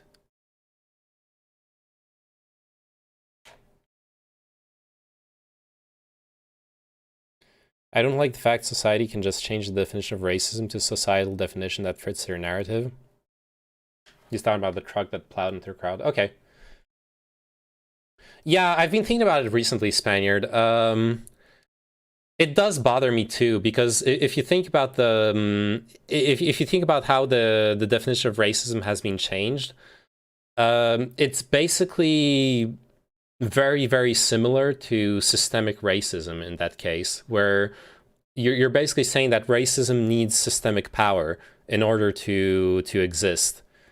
In which case, it's like just out of a purely pragmatic perspective, it's kind of redundant. You already have the term systemic racism, so, but it's also, yeah, I'm not a fan of it, simply because if you actually did if you actually like took the meaning that that was supposed to be the new meaning of racism, where supposedly where you're saying that people can't be racist towards white people, you would also acknowledge that you wouldn't be saying it in a way where you're like erasing white people suffering from prejudice. Like it's like prejudice still can happen. I don't know, the whole it makes the whole discussion obtuse. I it's something I disagreed with back then. It's not something I particularly would like fight over, but I'm not a big fan of it either. Even as like a progressive person, I think it makes discussions go into like a weird semantic game where you're not even discussing what you actually want to discuss. And like, yeah, if you want to discuss the difference, because there is a difference between the racism that will happen from say in like Western countries, the racism that will happen from white people towards people of color, or versus people of color towards white people. Like there are probably better semantic ways of going about it.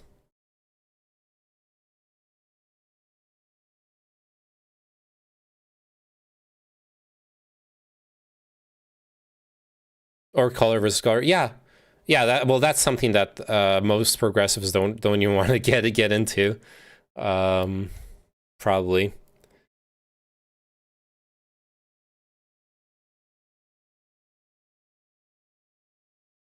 Or at the very least, they don't want to get into like discussing it as color versus color, more just discrimination versus a specific identity.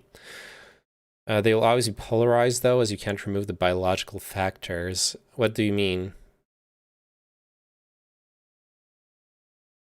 You can very well.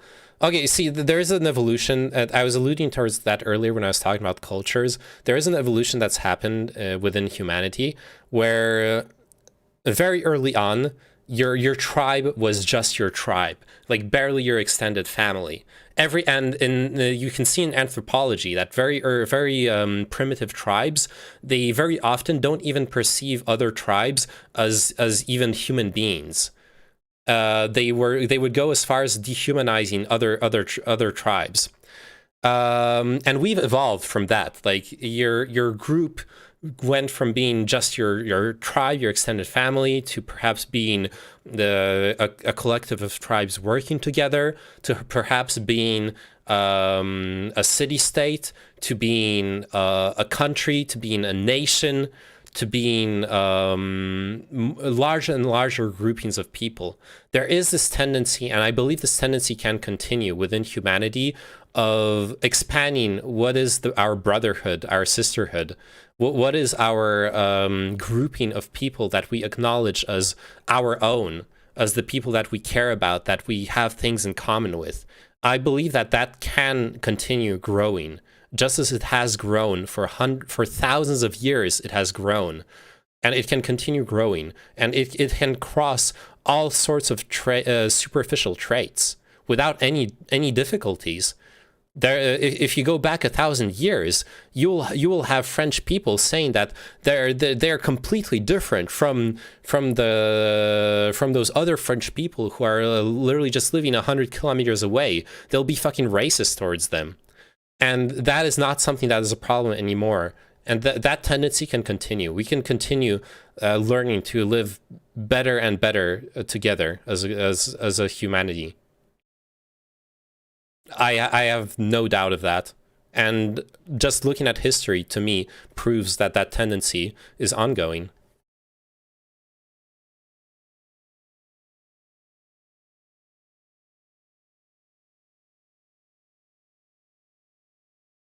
So those biological factors, they're not a factor. They weren't a factor in us becoming nations, and there will not be a factor in us becoming a united humanity.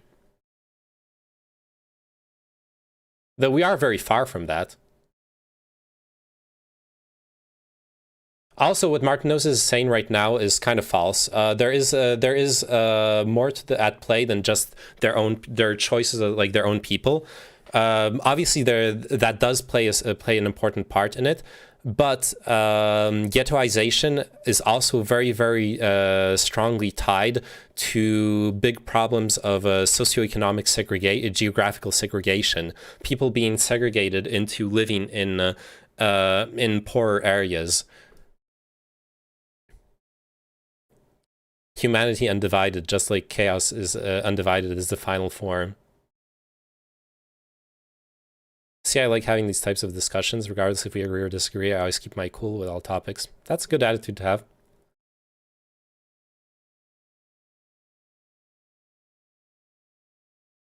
Bullshit, mate. I go and I've lived in a neighborhood like that. What the fuck do you want to? So I'm an expert too. Ho ho.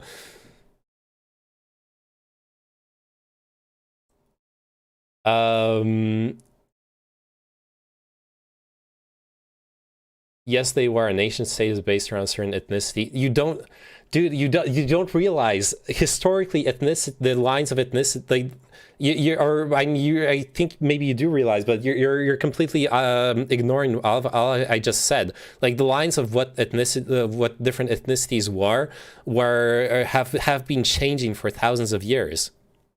The original line in the sand for ethnicity was your tribe versus other tribes, and yet somehow that evolved to nation states. There's a huge difference between a single tribe and a nation state. That's a much bigger ethnicity, and yet somehow we got there.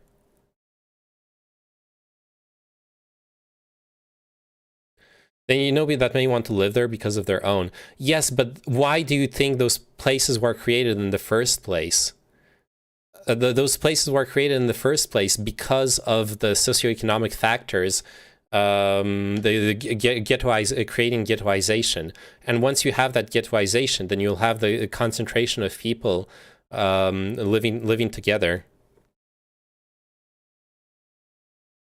For the most part, and there are studies to support this, it is better for the evolution of a city and for to prevent the negative aspects of like multiculturalism, to actually break apart those kinds of ghettos, to create incentives and systems in place that will try to force economic and racial diversity across a city, rather than having people concentrate themselves into ghettos.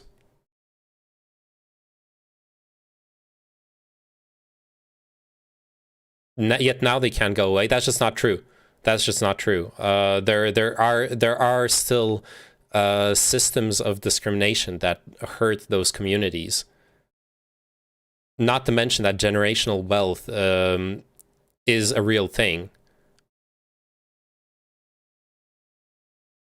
It's a very real problem that when you come from a poor family, it's not that easy. You can't just fucking snap your fingers and travel into the higher spheres of society.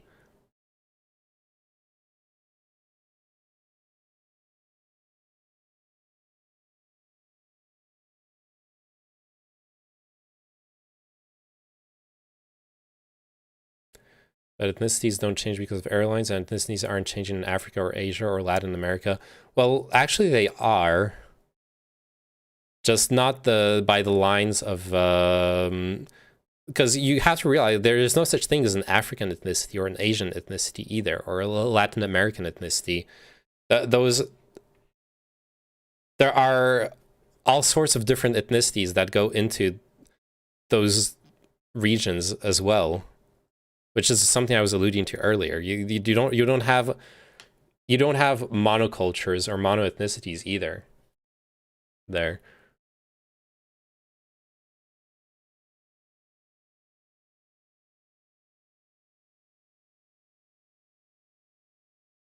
Anyways, try telling that to people who live in South America. We will tell you something different, huh? Well, really? Because like there's the I don't know the terms, so I'm very sorry if I like mess the terms up, Spaniard. But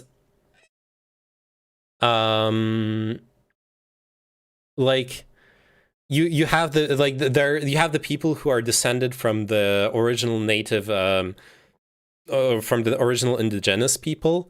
Then you have like the Latina, the like Spanish descendants, but you have all sorts of different mixes. And I don't know, my understanding from talking, I'm not an expert on the subject. My understanding from talking to people who are from South America was that there are there are multiple ethnicities in those different countries. Why is it that white people should tolerate constant attacks? I'm not talking about Bill Gates. Here in the ghetto, it's getting a bit rough.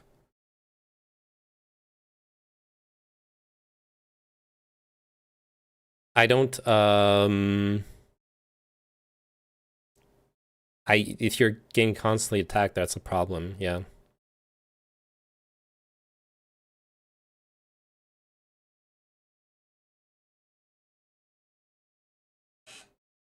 Yeah, it's you have all sorts of like different European origins into going to South America.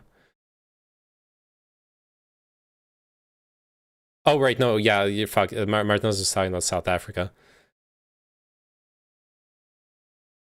Yes, we have people with different skin color than Latinos in South America, but we still say we are one. Well, the weird thing is, I've read, for example, about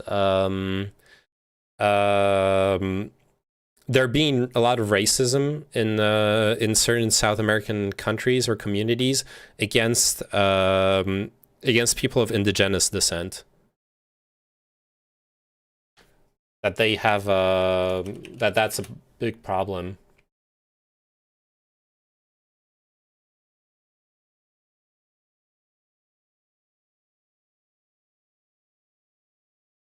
So like if I think the correct term is mestizo, for example, that they get discriminated against very strongly.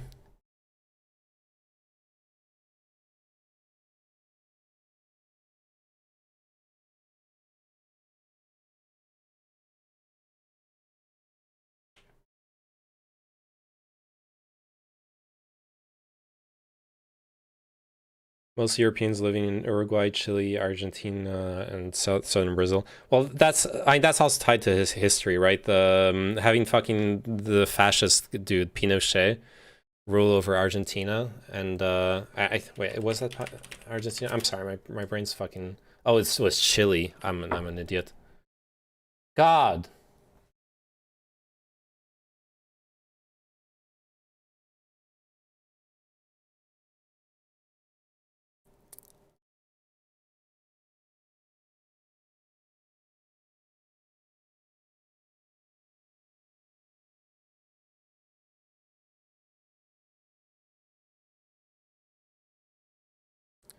All right, see ya, Blob.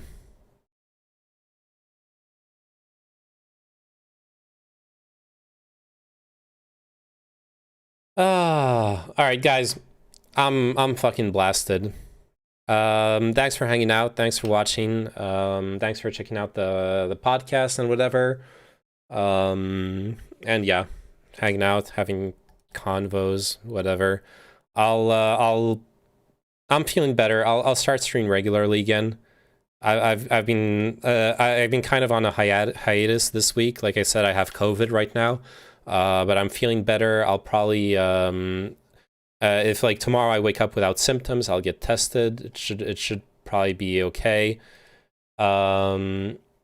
Nice talk. We aren't that bad. I mean, the problem is that the consequences of the consequences of wanting an ethno state are terrible, because how else do you achieve an ethno state? You need to use state violence to kick like whoever you don't want in out, because at this point, how else are you gonna achieve it? And that's a fucking horrible precedent. Anyways, sorry, I'm wrapping it up. I'm not getting into further discussion. Please follow me if you want to hang out. You could buy them out. Well, what if they don't want to leave? Like they're fully entitled to live where they've been living. Like, you can offer them money, but if they refuse, then what do you do?